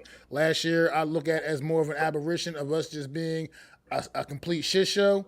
And I think that this year we get back on track a little bit against this division rival, and we get the job done, man. Not to mention they got a new quarterback in town, Carson Wentz, but he is nobody the New York Giants is not familiar with. Even though this is not the same New York Football Giant teams that Carson Wentz was playing against when he was with the Eagles, it's still where he's not an unfamiliar foe. I think we get the job done against Washington in week 14. I mean week 13 against the Washington Commanders. So, because I had fun upstream on the schedule, now is where the reality sets in, and I think I just think these teams are better than us, and I'm going to go with the defense again here. Why? They've got 4 track stars on the Washington football team, okay, and we have 2 corners that we think can play in the NFL. Right, our third corner we have no idea. Right, our fourth corner just was drafted from LSU. So now we're going to put track star athletes. And how do you beat a pass rush? Well, guess what? You spread them out. So for me, I don't really like Carson Wentz, but he's more competent than any of the quarterbacks they've had in a while, right? And he is horrible. But again, I look at our situation, I look at our offense and our quarterback, and he has to be just better than that guy, And we can all agree that Wentz is probably a little better than our guy. And with that being said, Ron Rivera, we'll see what he does. I like Ron Rivera, and I hate that he's on the Commanders because I actually liked him as a coach. I actually wanted him at one point when the Giants were, deciding on Joe Judge. the dad Pat Shermer, you know, Oh, that's right. They got the him that year. Okay, they did get him the that year. dad Pat Shermer. We got Dave Gettleman, um, and Dave Gettleman, who got fired with Ron Rivera still as coach. I probably was like, screw that shit. I don't want to go work with that guy anymore. So I just think I think this is the one where they lose to Washington here, and so Yeah, Jeff but made that this doesn't mean point they also. won't win later. Jeff also made this point up in the chat earlier, a comment he posted, and it's true. If the one thing Daniel Jones has done consistently his entire career is play well against this football team.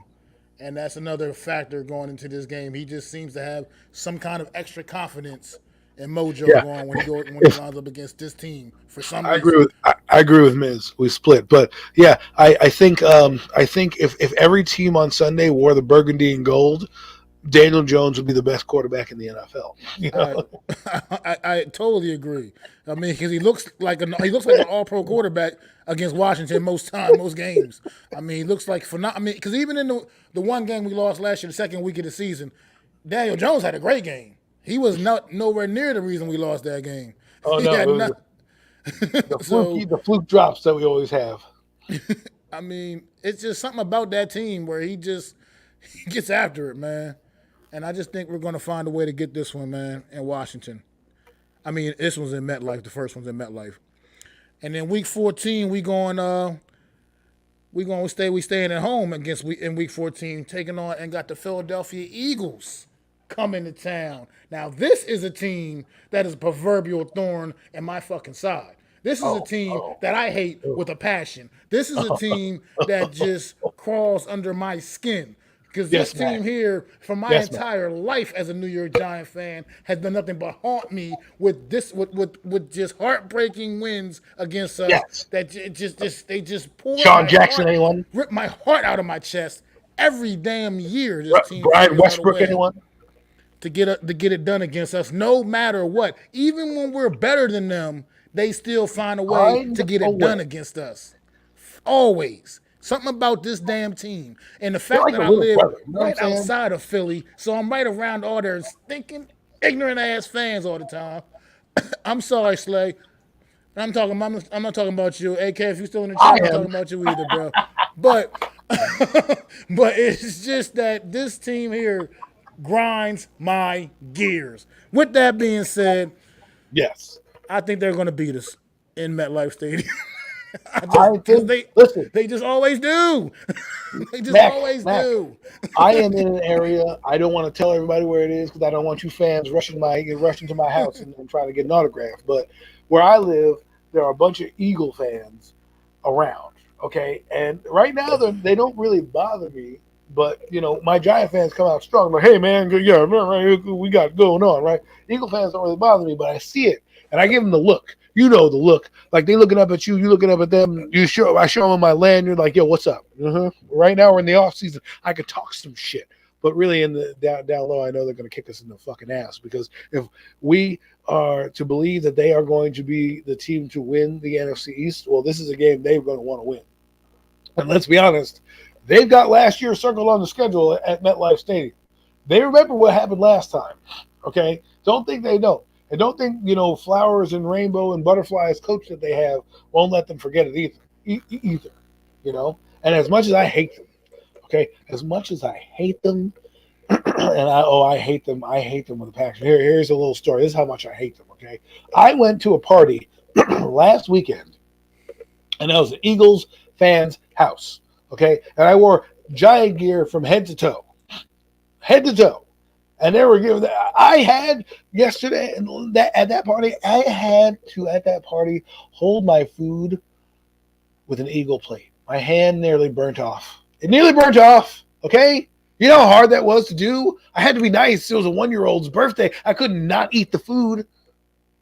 I had to hold that plate for that 1-year-old. But never again will I do it again. In college, someone bet me to put on a jersey. I refused. To put on that jersey. So Philly's going to beat us. I think they're going to win the division. But yeah, Rodney, that's a good recipe to get the W, man. Get the job done. But we got to Rodney, also you make have that faith in a happen, man. 4-13 team? Come We on. got to make that happen, man. And I just Last think year we this nearly team. lost by a This is drop. not even a. This ain't even about us being. I think them just being flat out better than us right now. Currently, I also just this is just the general history of this History. rivalry. Yes. This is real. This Yes. goes back for me. I go back all the way to the '80s with my fan, with being a fan of the New York Giants. And this Eagle team from Randall Cunningham to whatever Corey Detmer, whoever the High hell was Denver, playing Rodney quarterback Pete. for these guys, Roddy Pete. It doesn't matter. And it doesn't even matter who's on their team. They just have a way of always tormenting us, this New York Giant team. I'm trying to tell you, it drives me absolutely crazy that we can seem to never figure out a way to stop this Philadelphia Eagle team, no matter what. No matter what, they're just always seem to be one up on us, man. And they piss me Big off when I blue, go big to the blue, games big blue. live.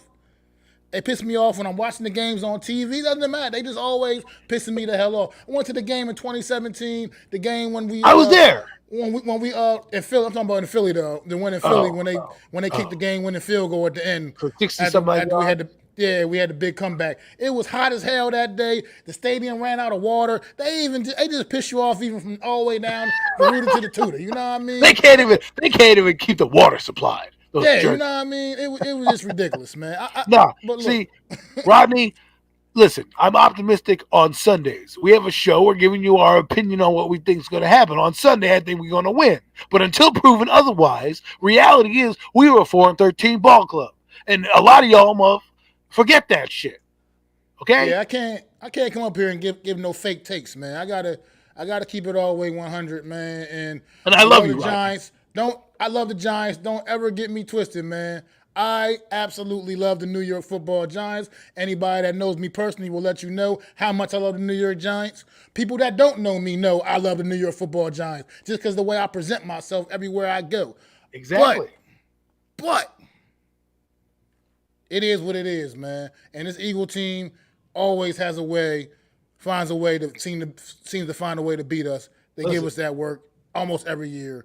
It's just Rodney. we only beat them one time in the last how many games against them? Yes, Think about it.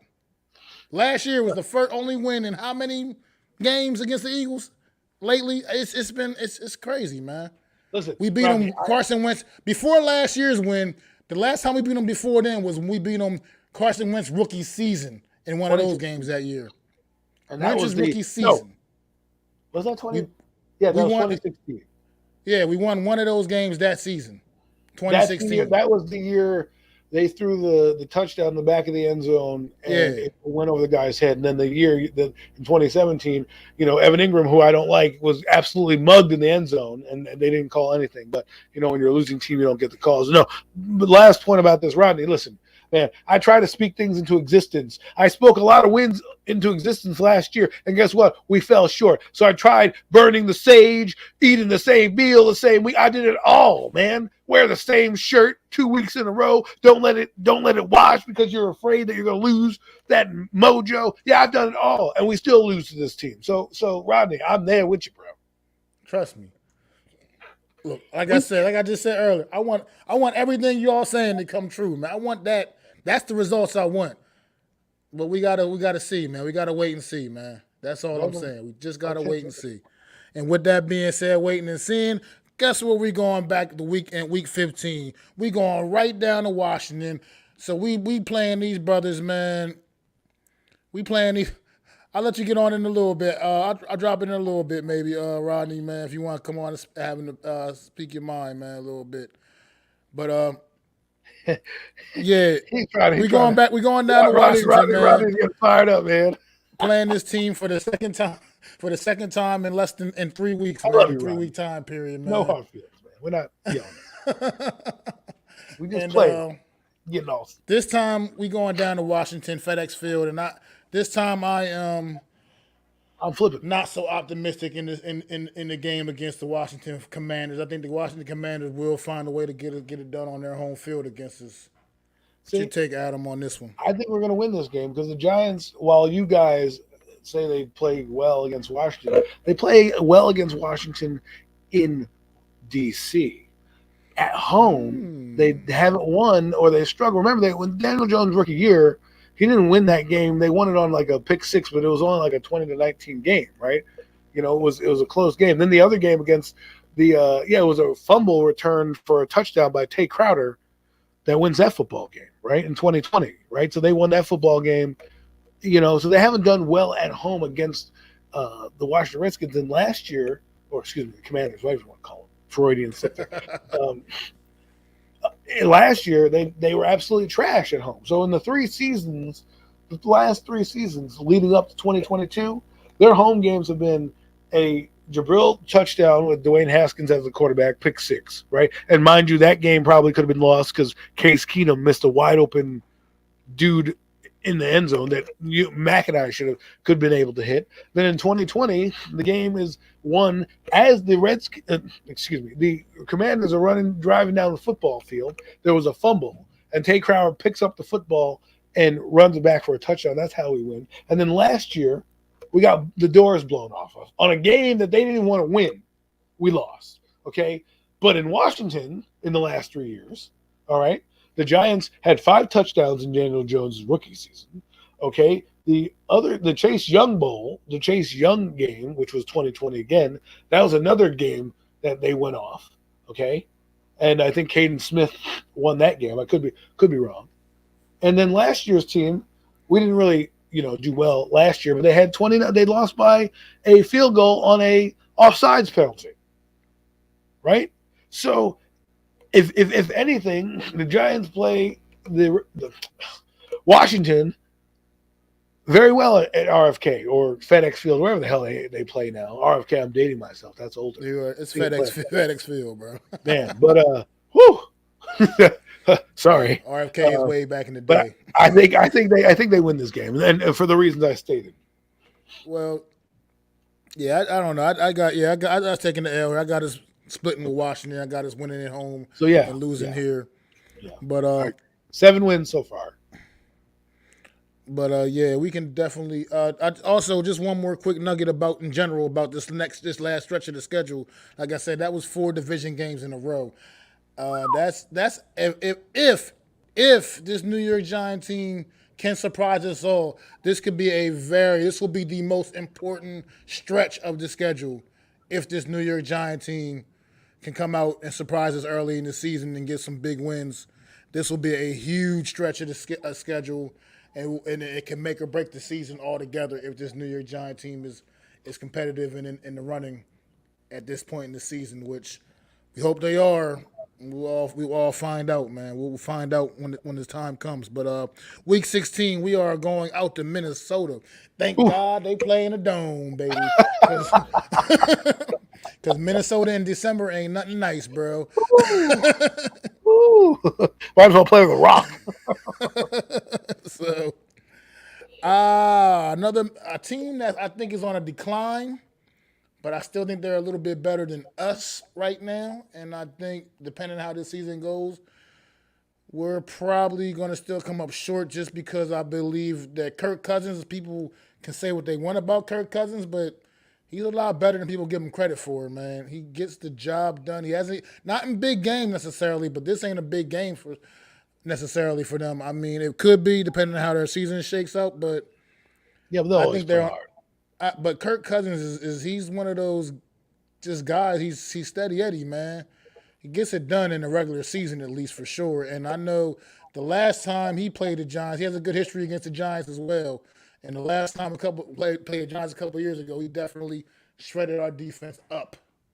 I mean, carved us up in MetLife Stadium. And how do you feel about this? I think we're taking the L here, Adam. I agree with the L here, but I want to see what Kevin O'Connell, their new head coach, does. He's from the LA Rams system, and so it's going to be a little bit different than we normally would see with Minnesota. Now, what I'm basing my losses on is the defense of Minnesota.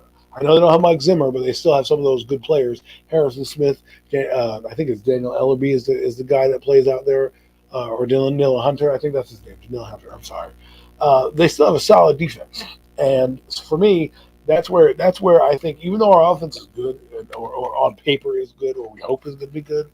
I think we forget that turnovers and noise and on the road. And Minnesota probably will be in, like last year, fighting for a wild card spot. Like last year they were still in it towards this time of year. So I could see them, being in that cluster of maybe 3 or 4 teams that are fighting for the seventh, sixth, and seventh spot on the roster. So, and yes, Jeffrey is right. We have struggled against Minnesota. Although, we did beat them that one time when their roof collapsed in I 2010. used to call Minnesota Eli's kryptonite, man. Yes, yeah, he saw that purple, and they would be a 4 Horrible interception game. games. 4 interception game. Against Didn't Minnesota. he have 4 interceptions, 3 of them returned for touchdowns in the game? Yeah, I think it yeah, was absolutely. He I threw think it three was pick at MetLife sixes in one year Stadium. against them in one game. I think two So by yeah, Darren Sharper. Darren Sharper had 2 of them by himself. wow. So I mean, the history of this team, and in 2019, the Giants. I know that it's ancient history now, but again, they played this team and came up short again. Minnesota's a feisty team. The NFC North. I know there's only 2 teams that in that race that are really doing something. That's Minnesota, and it's Green Bay. And now that Minnesota has more of an offensive coach, let's see if they use Dalvin Cook a little bit more and see what he can do. I'm really interested to see where Minnesota goes, but I think we're going to take a loss. Yeah, I agree with that 100%, man. As the show is now on officially, so everybody's schedule is about to be dropped now.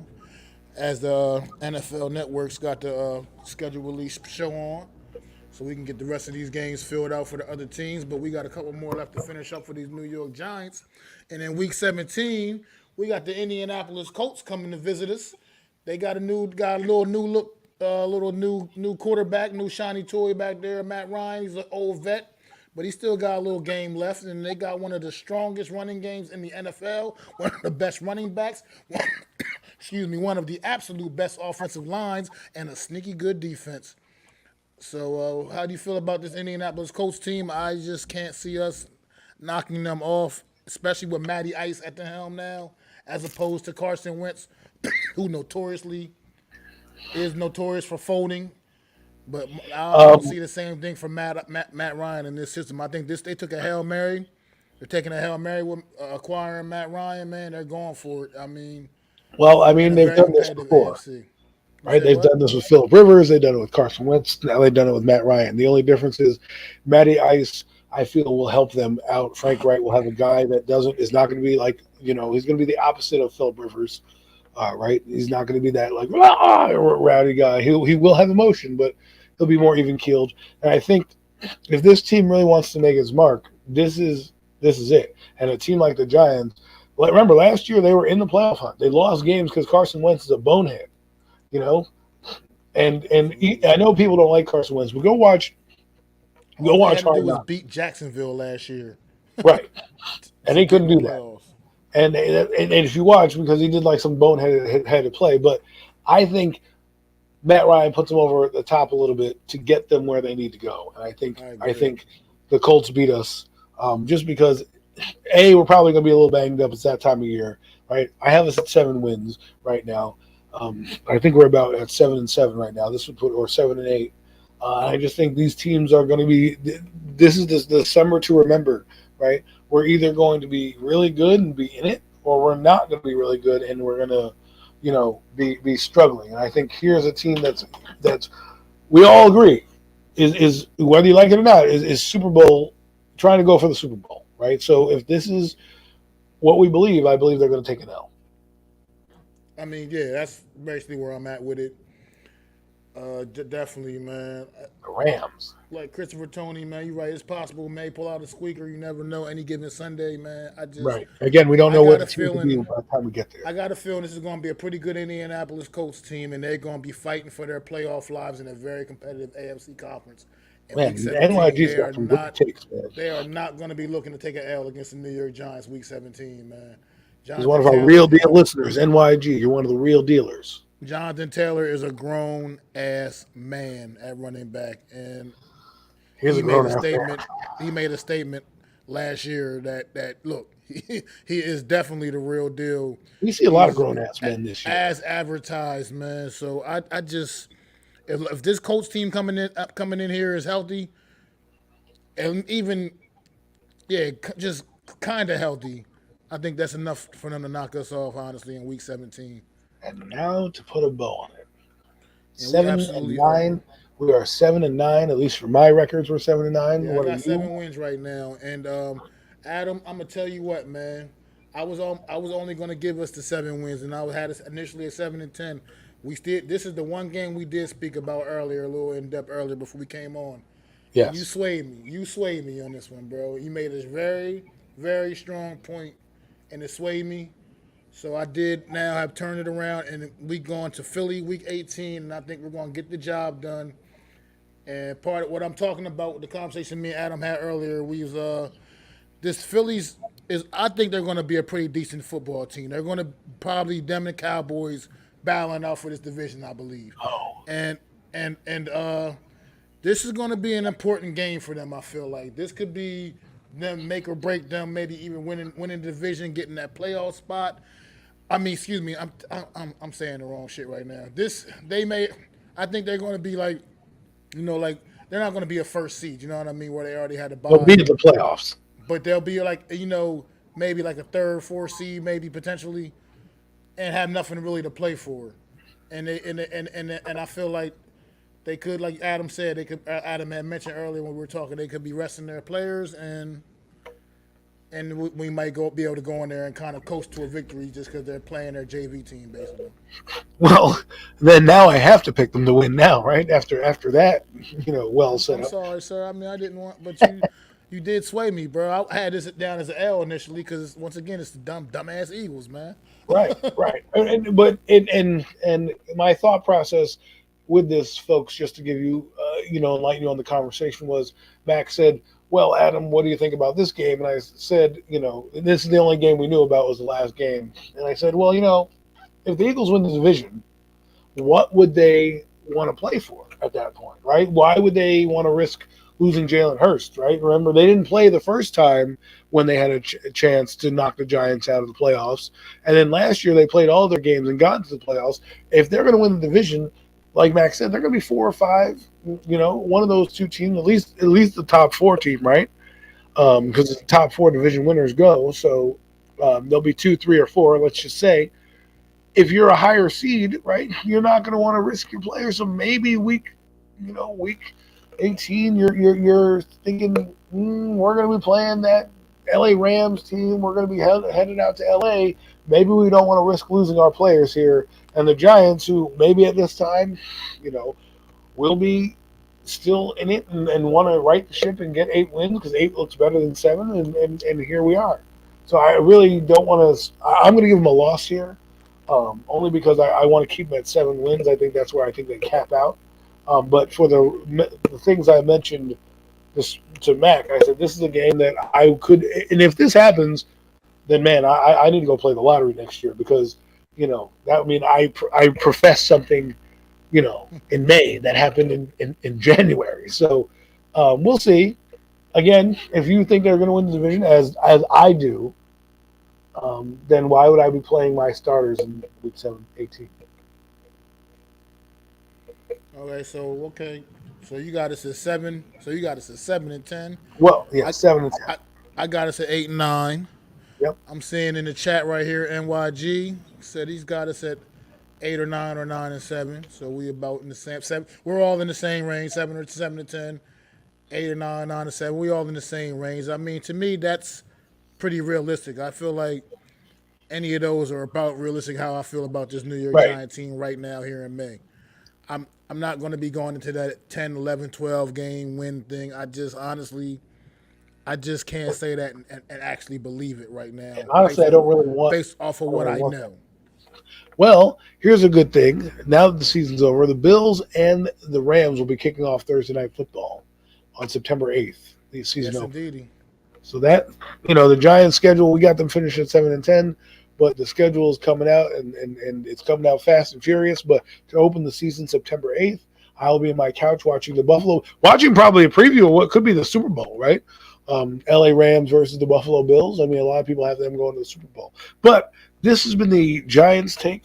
We're going to give you some of the NFC East. It won't be as in depth as we did with the Giants because obviously we're Giant fans. We love them. Yeah, we We're still going to don't give you have what quite our all the games either for the other teams yet. They haven't displayed all of them on the screen yet on the show, but we do know in week one the Philadelphia Eagles is going to be hosting them Detroit Lions, man. I mean going out to Detroit to play the Detroit Lions, and once again, I think this could be one of those little teams.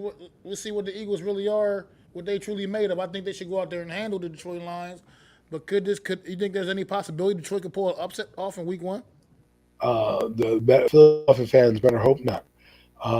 So the Eagles, I have their schedule here. They have Detroit at week one, and then they have Minnesota week two. So if they want to be good, and they want us to believe in that they're going to win the division, and man, their opponents' records in 2021 is 3-13. That is terrible. But Hope you're right, Eric. so, anyways, Detroit Lions 1 p.m.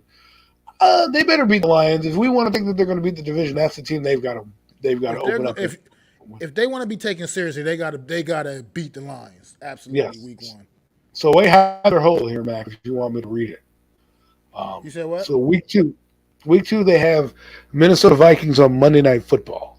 Now that to me is one of those games where it's a 50-50 for me. They have the last matchup was played. They had 38-20 Philadelphia in 2019. Again, that's 4 years because we played the NFC North 4 years ago or 3 years ago, whatever the case may be, and that's where they are. So we'll see, man. Monday Night Football. Minnesota game is interesting for the Eagles because I feel like Minnesota is strong offensively, is strong in an area that they can exploit the Eagles as far as what the Eagles. We all know it's no secret. Eagles secondary is probably the weakest part of their defense. And Yes. Minnesota has some they got some big dogs at receiver. Justin Jefferson, Adam Thielen, them dudes get at it, man. Those are two number one receivers that they possess on that football team, man. And then when you add Dalvin Cook into the mix, running the football, man, this team could trip the Eagles up week two, and I don't think it would be that big of a surprise to me. Yeah, I don't think that's a big of a surprise. I think that's a game early on they could easily lose, right? Um, I think we'll see. That's a team again a 50-50. I think a team on their level, 50-50 team on their level. Like we have a bunch of 50-50 teams. This would be that tier of player. Well, okay, But the I don't next know the Eagles week three matchup yet. week three is against the week three. Oh, I'm sorry. Week three is against the Commanders. Week three they got the Commanders. Division game. That's a game they need to win. All bets are off, but like you said, they got to win it. But will Carson Wentz? There's another kid. Will he have some extra motivation? A little axe to grind with the Philadelphia Eagle organization. You know what I mean? Things like that do matter. You might get the best Carson point. Wentz. You might Good get the best point. Carson Wentz you ever want to see. Week three against the Philadelphia Eagles. I also got the Cowboys schedule here in front of me. We can get to them as well. Well, So yeah, you can lead me on those because I don't have all the games. listen, in front of man, this is how we do this on the roundup. We don't let shortcomings of the NFL trying to stump us stop the show from going on. Now, so you have them winning against the Commanders, right? So let's kind of tally up their record right here. Week one a win, week two a loss, week three a win, right? So that's two wins. Their next game is against Jacksonville. Jacksonville at home in Philly. Yeah, I think they'll beat Jacksonville. I do at home. So I got them winning that game. That's 3 wins for them. Then here's an intriguing game. I was gonna say, yeah, absolutely. This one here is one to mark down on their schedule. This is could be a statement game. This is a game that you could be fighting for NFC East, NFC Conference games. Arizona Cardinals, Yeah. right? Arizona Cardinals, 4/25 October. This is a game where I feel like if you're going to want to be in the playoffs down the road, this is a game you gotta win. So for me, I have them losing this game just because I just think that Arizona's trying to build something, and they're going to be really that NFC West is a tough division. So I'd love It to see. absolutely is. I love to see them, absolutely get annihilated and not win. But I think Cardinals are going to give them a run for their money, especially since the game is, I think, is it in Arizona? The game is at home No, as it's in well. Philly. It's in Philly. Arizona doesn't travel well, so I guess I'll still stick with a loss here for that team. See, I think they can. I think they pull this one off, man. Really? Arizona's no. I think Arizona's kind of notorious for. I mean, I guess it's hate to call a game in week 5 a big game, especially when it's not even a division game. But this could be a big game for as far as when playoff positioning down the line goes, and I think the Eagles find a way to get it done, man. I think you'll get a solid effort out of Jalen Hurts, man, running that football, controlling the clock at home. I just think they find a way to get it done, man. Well, I've got Washington's schedule in front of me as well. So that's how you prepare. We're going to keep it rolling with Philadelphia, though. Their next game here is another divisional game, the Dallas Cowboys, Sunday night prime time. Again, this is a game where if you lost to Arizona, this is a bigger game than the Arizona game. Arizona is a big game, but it's only a big game in terms of seeding and wild card. But this game is big. Dallas Cowboys playing October 16th. Dallas is coming to Philadelphia. This is a game that Philadelphia needs to win. Do I think they're going to win? I'm not sure. I mean, last time they got shellacked 51-26 in Dallas on the ninth of the 20 on the ninth, the last game Wasn't of that the a year. But both primetime teams, game too? yes, it's good. It's 8-20-20. It's the marquee game of the week. I don't know. I I think the think Cowboys are going to win that game.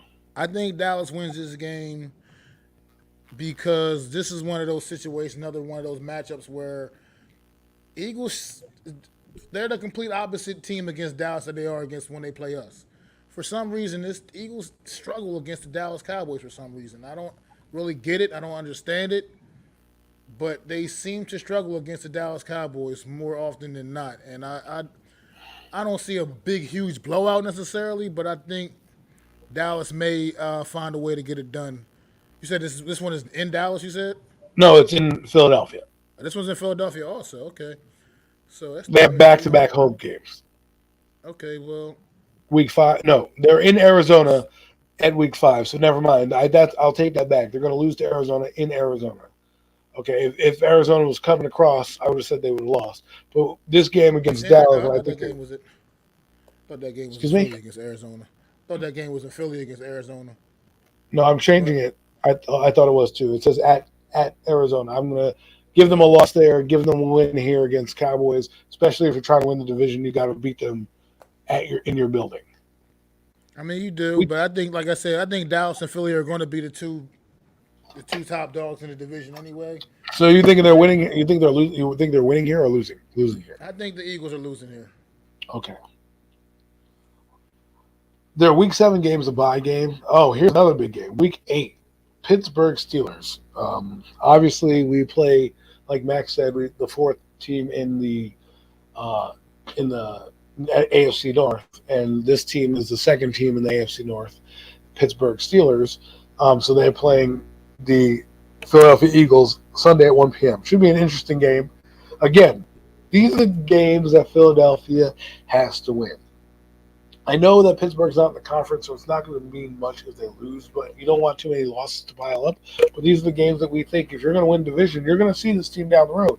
These are big games. These are games if you're a fan base, you want to be a part of. And versus Pittsburgh in Philadelphia, I think Pittsburgh is going to win the game. I just think Pittsburgh, even though they have Mitchell Trubisky, they got him there for reasons to not make mistakes. And let's be honest, their quarterback is going to be Kenny Pickett, to be 100% with you. Where's And this one Mike at? Tomlin, excuse me, This is in Philly. This game's in Philly. this game, Pittsburgh is coming to Philly. Yes.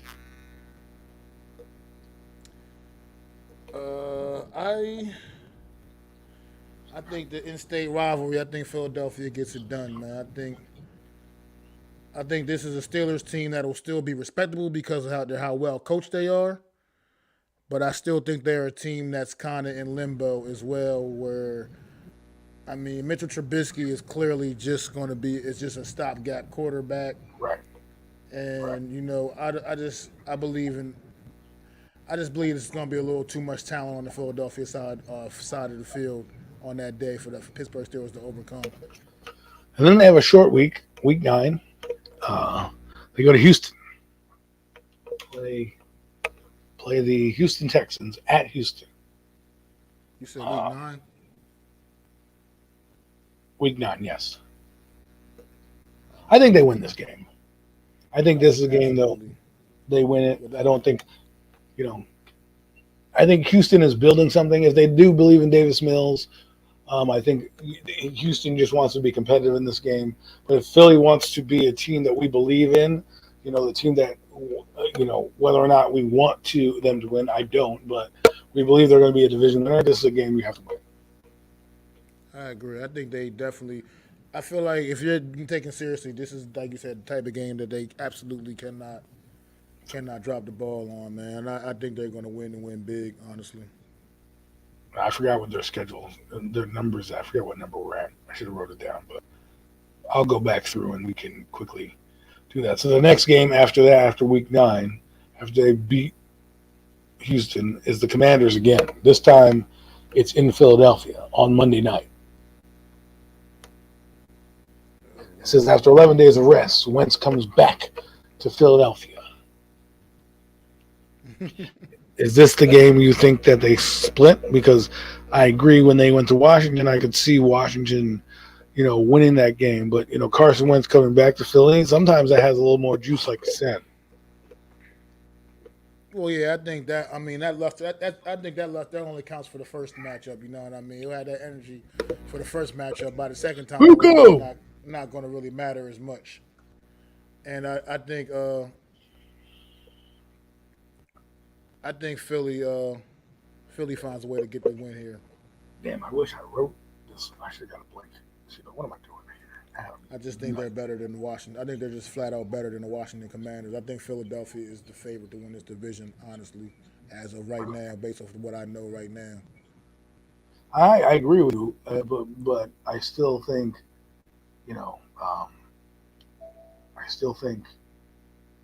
this is a game that I would, if I were going to say the Washington's going to win a game, this would be the upset for me for them, because I think this would be the game where Wentz wants to come back and prove to the world, right? So what I'm going to do right now on the computer, I'm going to write down the records of all the teams that we talked about so far.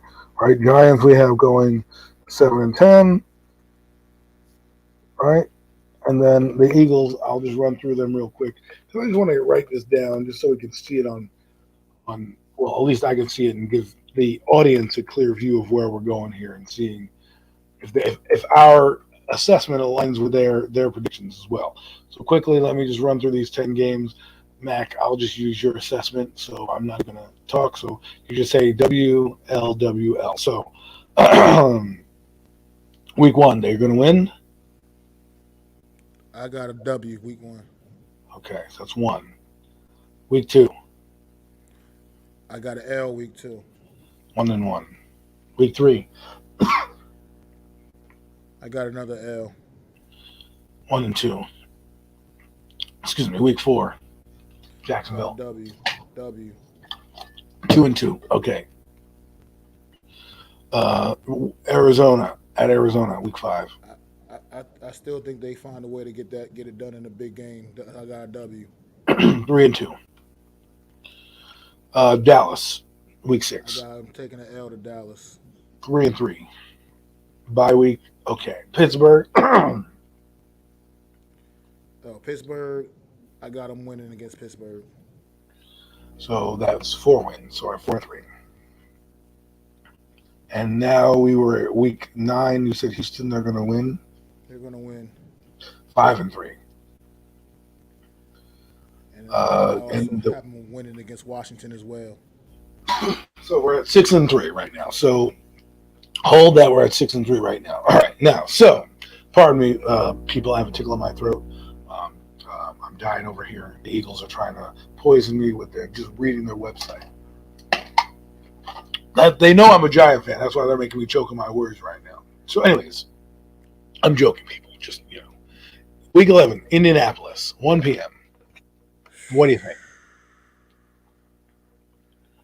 We're at 6-3 right now, right? Is it in Indy? It's at Indianapolis, yes. I like the Colts. So the Colts. So now we're at 6-4. Yeah. I like the Colts as well, but for confusion purposes, I'm just going to keep track of the record. Mac, you can just give your take on whether they're going to win or lose. All right. So I just think the running game is going to be too much. I think they're going to wear the Eagles down. So here's a big game, big game, Week 12. Green Bay Packers, November 27th, the weekend of Thanksgiving. 8:20 p.m. game, going to be a prime timer. I think they're going to lose this game for me, but this is one of those big ones that the Eagles need to come out and show us that they're a top team. I think it is, and I think they will, man. Think they're going to beat them? I think they're going to beat them. I think there's a lot of unknowns with this Green Bay Packer team other than Aaron Rodgers. We obviously know Aaron Rodgers, but as far as everything else, man, we're going to see Aaron Jones playing under different circumstances than he's been playing the last few years. Like I said, it's just going to be a lot of different things with this offense. So until I can see them, I'm not so sure how I feel about Green Bay this year. And I think so. We have the Eagles right now at 7-4. That's what I got. So Tennessee Titans game, Week 13. I think a tough game in December. And I think the Tennessee Titans, whether you like them or not, they went 12-5 last year. So I think they're going to win at least 10 games, give or take. I like the Titans here. And their home record was 7-2. So I think it's just going to be too physical. I think it's going to be too physical of a game up front for the Eagles. That run game is strong and it is real and it's serious. And that time of the year, this is the time of the year where the run game is means so much more to an offense, man. And Indianapolis Colts have a run game. Well, A.J. Brown may have an axe to grind. Run game. He may, but I don't think he had axe to grind so much. He didn't lead necessarily on bad terms. They just couldn't work out a deal, and they couldn't work out a deal with him. They didn't want to pay him. I mean, okay, maybe he does have a little bit of an axe to grind, but at the same time, he's dependent on somebody else getting him the ball. Tennessee, all Ryan Ham has to do is turn around and hand that ball off to Derrick Henry, man, and let him do the rest. And I think that's what's going to happen. Let's hope Henry's there for the game. He tends to get banged up late in the year. So, you have them losing? I have them losing to the Tennessee Titans. All right, 7-5 for the Eagles right now. So we have the Giants, Week 14. The Giants were 4-13. We already called this game already, so I'm not going to change my mind. It's an L. A W. The Eagles. And it's funny because people say we have a good home record. By the way, we were 3-5 last year at home. That was a terrible record. We won most of our games at home on a shitty team, but they were 1-8 on the road. But Max got them winning this game, so no, you have them losing, right? No, I had the Eagles winning this one. Oh, winning the game, right? So we're at 8-5 right now. Mm-hmm. Correct me if I'm wrong there. No, that's 2, 3, 4. I think we're at 8 wins. 7, 8, 8-5. Yeah.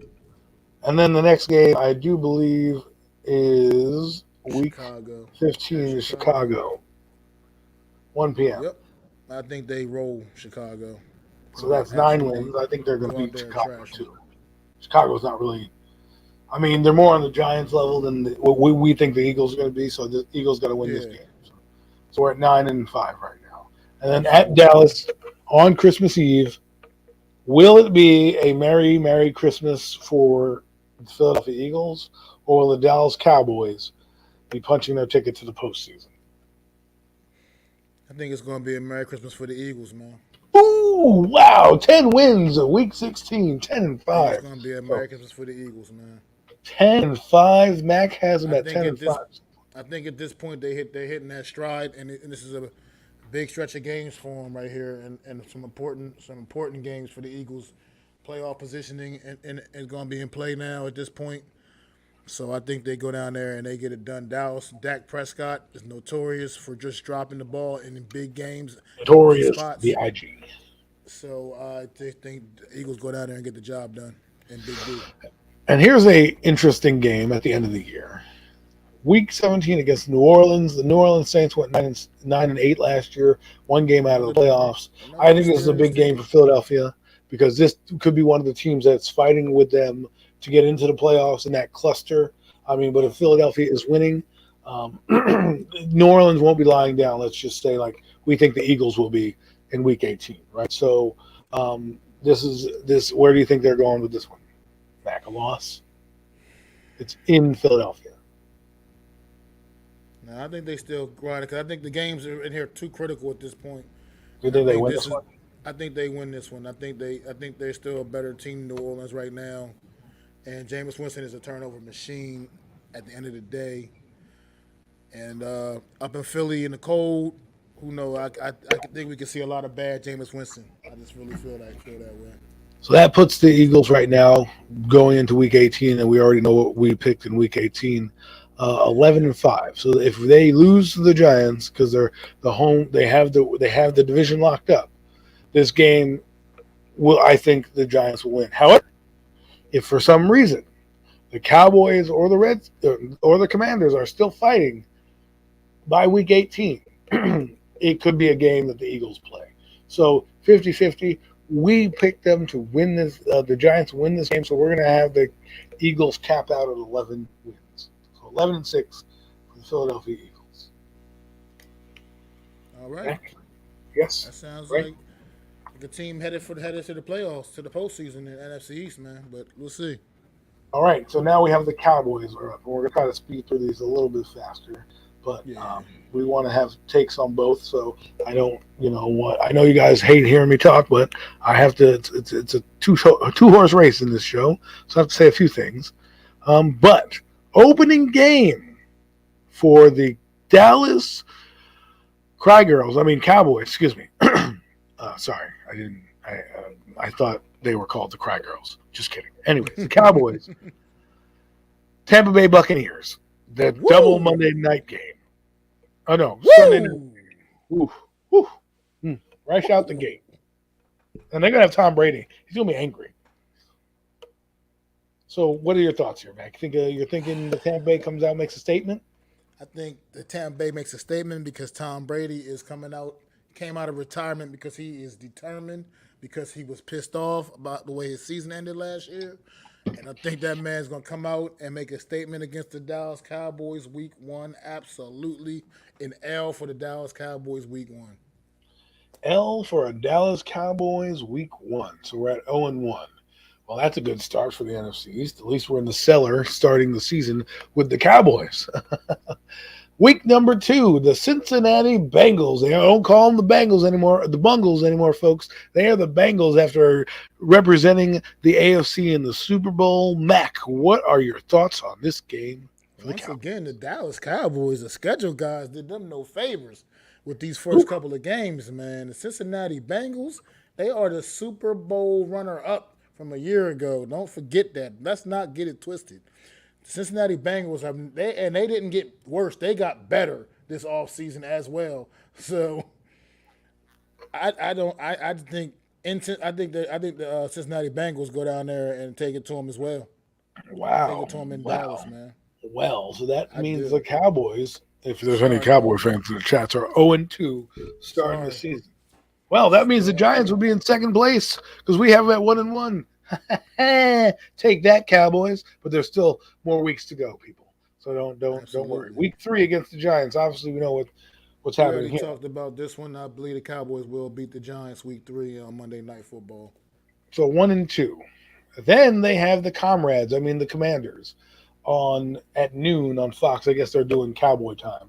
1 p.m. on Fox in Dallas. I think they're going to win this game. That's another W for me as well. So that's 2-2 for the Cowboys.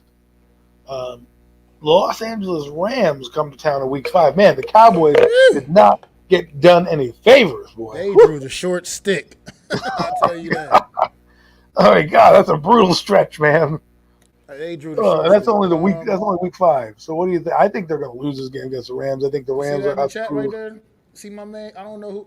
Jacob, thank you for stopping in, man. He says he's a Cowboys fan. And he sees us starting 0-2 and then bouncing back. That's kind of Well, where we're at with it right now, a little right bit, now we're man. at 2-2, headed into the week 5 game against the LA Rams, which I think you're going to get pounced on. Sorry, just Yeah, I think the got to Rams are respect the just they're champion. just too good. That's a good Rams team, man. Defending They Super got Bowl better. champions, and they got better. They added Bobby Wagner to that Ooh, defense. ooh, ooh, ooh. And he Oh, still can play, boys. forget He still about can it. play. He can still play. So I mean, I don't want to be you, Dallas. Right now, you're starting at 2-3 out the gate, going into week 6 against Philadelphia Sunday night. Mac, I think we had them losing this game, right? Against Philly on Sunday night. Or do we have them winning? Yeah, we had them. We had them. No, we had them winning this one. Okay, so now the Cowboys right the ship at 3-3. Yes, this is the one they split, right? So Yeah. 3-3. We already talked about the Dallas Philly game, so we'll move on to Week 7 against the Detroit Lions. Here's where the stretch of the schedule where the Cowboys can start to make some hay, right? They played the Detroit Lions Week 7. I think, let's be honest, they're a better Spend team. much time on this. Yeah, that they should They're beat going the to beat the Detroit Lions. Lions. And then they play the Chicago Bears, which again I don't think they're going to have too much trouble with the Bears, as the Bears are transitioning a new coach and a new system. So you have them winning, Mac, losing against the I Bears. absolutely have them winning this one as well. So we're right now at 5-3 after 8 weeks. So now the stretch of schedule gets a little tough and rocky for the Cowboys. Green Bay, Week 10, November 13th. Would they have a bye week 9? Is that their bye week? Week 9 was their bye week, yes. Okay, so Green Bay. Whoo! I think this one's gonna be an L for the Cowboys, man. Wow, L for the Cowboys. So now we're at I five know and four ahead. I've been talking down on Green Bay so far all night, and now I feel like they're gonna beat the Cowboys. I know I sound like I'm crazy. I can't figure this out in my own head either. But Hey, listen, listen. If there's a little Cowboy hatred in there, so it's all good. But so now after they lose to Green Bay, they head to balmy Minnesota in Week 11. okay, I think they 4:25 game on think they CBS. right the ship in Minnesota. So now, being 5-4, they are now 6-4. Headed in the lowly Thanksgiving game against the Giants. 2 back-to-back home games. Aren't they lucky? Huh? And on a We short week, discussed they had that. a back-to-back game. They beat up on Minnesota. Maybe the Giants. We already picked the Giants to lose this game, but hey, you never know. Maybe they come in banged up, and the Giants will have a chance. But I think we all know they're going to win this game. So we're at 7 and what? 7, 8-4? No, wait, 7-4. 7-4. And then they have the Indianapolis Colts. Well, man, they better win the 2 games against Minnesota and the Giants, because you have the Indianapolis Colts staring you right in the face on a prime timer on Week 13. That's It's going to be a tough I game. think that's going to be a real tough game. I like the Colts in this one. Just once again, where's that Colts team, man? Watch Matt Ryan bring them to the Super Bowl. That wouldn't be fun, wouldn't They're a that? tough matchup for almost anybody. It's just Right. They won 9 games last year. It's not like they were slouches. And I just feel like Matt Ryan gives them more of an edge. He gives them more of an edge than Carson Wentz was Let me able ask you to this provide question. last year. If you replaced Carson Wentz last year with Matt Ryan now, do you think they win that game? Yeah, they absolutely beat Jacksonville. They go to the playoffs. They still wouldn't have won their division, but they would have went to the playoffs. All they had to So do was beat if Jacksonville. that is what your trade-off is for getting Matt Ryan, then they already win in my book. So they beat the Cowboys. So the Cowboys are now 7-5, headed into a game against Houston in Dallas, it's in the same state, so it's like they're playing their backyard. But you think they beat the Houston Texans? I think they rolled on the Houston Texans, man. Okay, well, guess what? There's another stretch for the Cowboys coming up here with some low-hanging fruit opponents. We have the Cowboys beating Houston. Okay, that's 8-5. Jacksonville Jaguars. Yeah, they're beating Jacksonville. So that's 9-5. Then Philadelphia, right? We said that they I think this is the split where I think they yeah we gave oh no we that's just, well last year I picked Dallas to lose this one. This is the one I picked them to lose. Picked them to Yeah, win earlier and then lose this one. Yeah. right. So that would make them 9-6 right now with 2 to go. Tennessee at the end of the. Oh my God, Tennessee on Thursday night Thursday after night, the playing last Thursday Philadelphia, night football game. and then they Short play. week. I think they're going to lose this game, so that would make them 9-6. It's in Tennessee, yeah, give them the L on this one too. And then the Washington. So I that makes think them they 9-6. The Washington Commander. No, 9-7. Excuse me. Right. Yes, it would be 9-7 okay, because yeah. this game, if they win this game, they win 10 games. If they lose this game, they'll have lost 7 games. Right. So they're Yeah, so 9. I think they beat the Commanders and hang on to their playoff, whatever hope they have for the playoffs at So that point. what is that? What is that? 10-7. 10-7. All right, 10-7 for the Cowboys. That puts them in second place right now in the division. So right now we have the Cowboy. We have the Giants 7-10. We have the Cowboys at 10-7, and we have the Philadelphia Eagles at 11-6. Which, by the way, these are good records to have. Like, don't be a slouch with 10 wins. I mean, don't get greedy. You know what I'm saying? Don't be like, oh, 10 wins is good. Now, the last team in the NFC East to close out the final team is the Commanders. They open up with a nice couple softball games in Jacksonville Jaguars. And what do you think September 11th is happening there? I think they beat Jacksonville week one. 1-0. I Beat Jacksonville week 1. think they So win their now, home opener. yeah, they should. I think they should. If they think they are the team that we think they are, at least I think they are. This is a team they got to beat. Jacksonville. Again, we told the Giants are going to lose to Jacksonville, but now we have the Commanders beating them. But again, I look at draft status where you were. That means you were a better team than this team, and the Giants were in the top 5 cluster. So yes, those teams that you play in the top 5, you could lose to, i.e., Jacksonville and Houston. Sorry. Next game. So week 2, Detroit at Detroit. I think this is where they have a clunker and drop the ball and take an L to Detroit. Really? Wow. I think they have a 1-1. clunker here. Well, that's tough because they're going to Philly, and the Philly's coming to town the next game. So September 25th, Philadelphia Well, at Washington. I mean, I previously already picked Philly to lose this game, to Washington to win this game. Like a little Carson Wentz getting a shot at his old team, man. I just think something to be said about that kind of motivation sometimes. So Washington now is 2-1 Two and after the one. upset loss to Detroit. Now we have Dallas here in week. What is this? Week 4. Yeah, we got them losing this one. Losing this one, so they're now 2-2, headed into week 5 against Tennessee, which I think they'll Yeah, lose.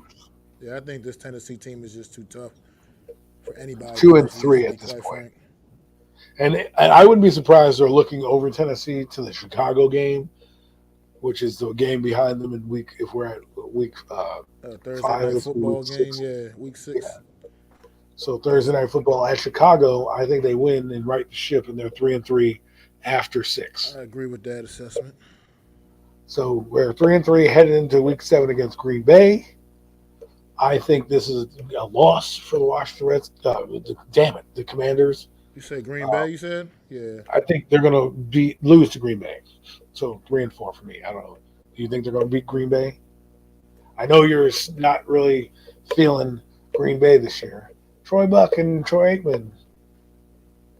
Yeah, I still think Green Bay beats Washington as well, man. I mean, you got to think that the Green Bay has to beat a team like Washington, right? I mean, I feel like better they beat team them. overall. So 3-4 headed into week 8 against Indianapolis. I have them losing against Indianapolis, as we both believe Indianapolis is going to be a decent team in the AFC. So that would put them at 3-5, right? Correct? What team was that you said? I'm sorry.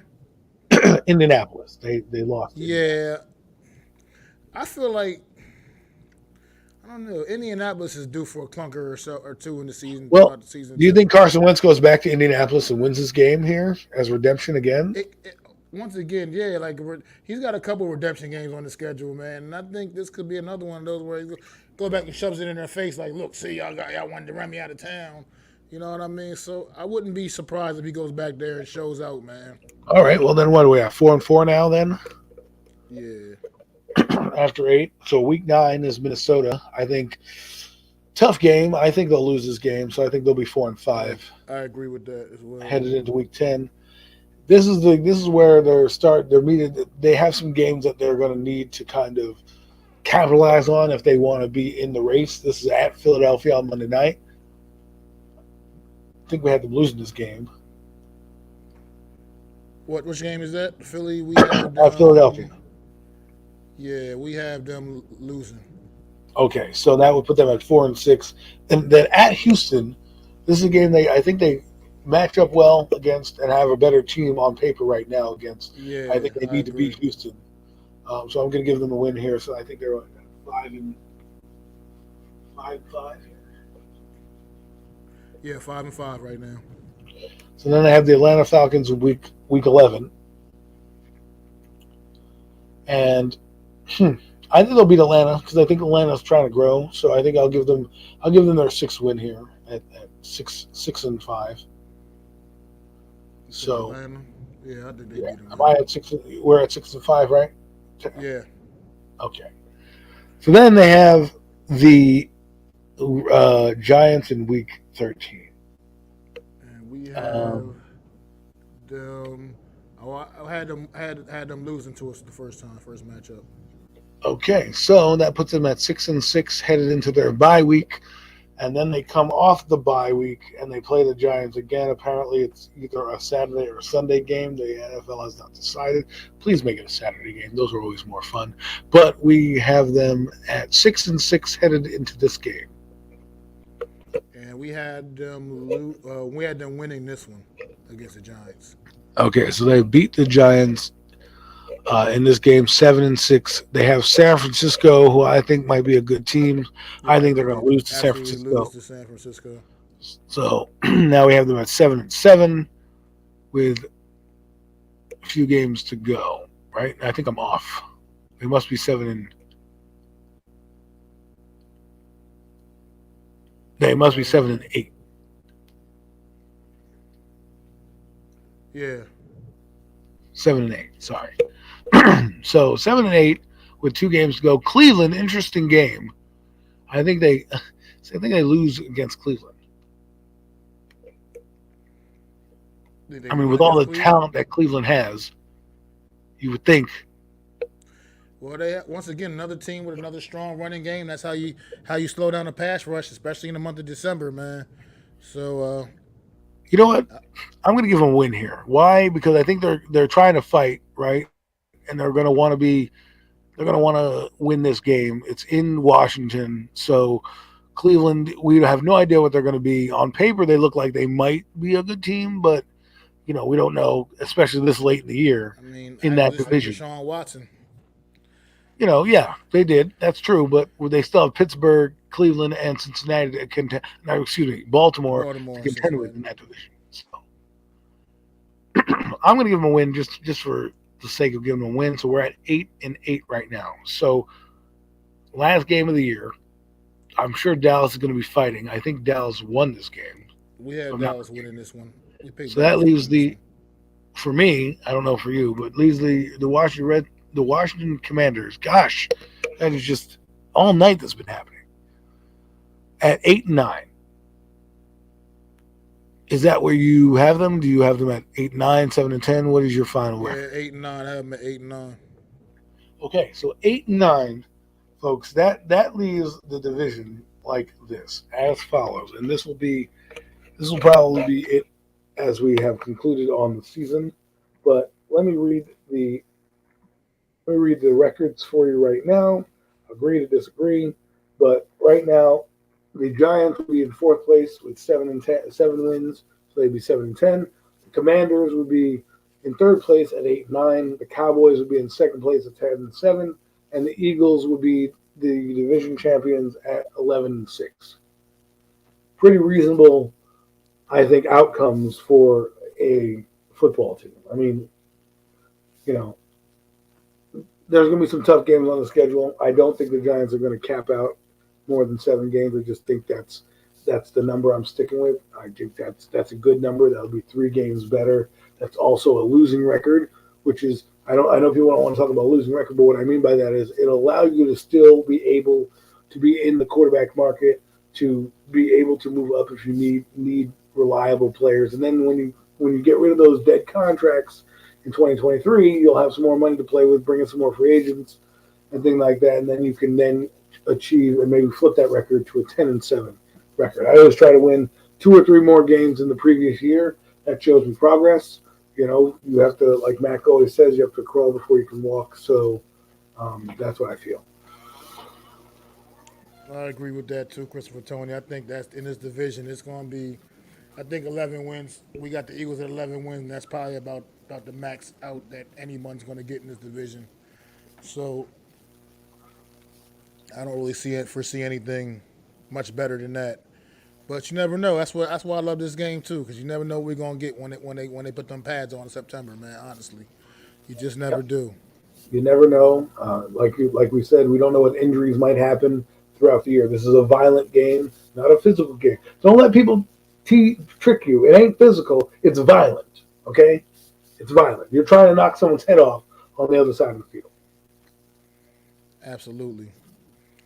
But man, it's been a great show, Adam. Man, I know we've been going for a couple hours, man. We went for an hour and a half strong on just the New York Giants, bro. Man, But that's how yes, that's that love, that's that passion, man. So that we got for them, man. yeah. But that's what we're showing our home bias, and we know that team, and a lot of people like our takes. And not that we didn't want to touch on these other teams, but if we did an hour and a half on every team, we'd be here till Sunday. So we had to Absolutely. give we had to give you what we really feel. We're really passionate about the games and with the Giants. And let's be honest, we will have more takes with other teams going forward. This has been a great pairing. This has been a fun show for me. Mac, again, I'd like to thank you for bringing me on Thank because you, man. this has been amazing. Everybody in the chat, thanks for hanging out with us, throwing in your 2 cents, giving us Appreciate ideas, it, just man. being there, supporting us. It's been a fun 2.5 hours, and Definitely it didn't feel appreciate it. like 2.5 hours, really, to Christopher be honest. Tony, man. I appreciate much everything. Appreciate you coming through. Everybody else that was in the chat was so many, man. Man, Jacob, thanks for stopping in. If you're new to the channel, Jacob, please subscribe to me and Adam. Both our links are in the description. If you don't mind, Big Play Slay, man. You always crazy cracking us up, Miz. Buko, man. Had NYG 22 up in here. Had Jeff up in the building, man, as usual. Hit Squad. Man, you guys are the greatest, man. That's what we do this for, man. We're gonna keep bringing And this heat all season long for y'all till we telling oh y'all. yes, yes. See All you season guys. is gonna be a little slow, but once we get to September, bro, we gonna be Listen, cruising. listen. We Eric, we did this. We did this show. I told Mac when he invited me on. I said, "Hey, man, we need to get out there in the off season." And I said, "This is the reason why we want to get you guys out here, let you see how this duo is working out right now, and give you a preview of the fire that we're gonna bring every Sunday or every Wednesday night, Wednesday, each and every Wednesday. Wednesday, every Wednesday. Sorry, Sunday. I got so fired up about the games on Sunday. My brain went to Sunday. But every Wednesday night, we're gonna give it to you. We're gonna give you the preview. We're gonna go in depth. We might do some nostalgia where we remember a game back in the day that team played. We're gonna be jam packed. You're not gonna need to go anywhere else for your NFC East football. You're gonna just come here. You're gonna come here and listen to us because we're gonna give it to you. No frills, no fakeness, all real. And if you don't like our takes, you can always say something in the chat. We'd love to hear from you too. So I'm excited. Mac, I am jacked through the roof. Let's not forget mini camp for the Giants is happening this week. We got a lot of things going on. Absolutely, man. So everybody, man, it's been a pleasure, man. But we are gonna wrap this one up, man. After almost 2.5 hours, man. We appreciate y'all, man. Everybody that stopped through. Much love, and check us out on Premium Takes this on Sunday, man. It's gonna be on your channel, right, Adam? I do believe so. It's gonna be on my channel. We have a jam-packed show for you. Gonna talk about, OTAs, wrestling. We're gonna throw it back with some memories, memory lane. I got some things packed that the guys have been teasing some ideas out. So we're gonna have some fun this Sunday. So tune in. Absolutely. That'll be me, Adam, Zion Zenith, and NYG Jeffy T, man, doing their thing on Premium Takes this Sunday, man. So definitely come through and check us out on Adam's channel, man. And it's me, myself, Mac the Giants fan, Adam Costas. Peace. Give me a break. I'd like to thank you all for listening. If you was feeling this, please take time to subscribe and smack them likes. Feel free to drop a comment. Let me know what you think. Don't forget to ring that bell so you know when I'm dropping new content. It's your boy, Mac the Giants Fan. You can find me on Twitter, YouTube, and Facebook at Mac the Giants Fan. That's MacDa Giants Fan.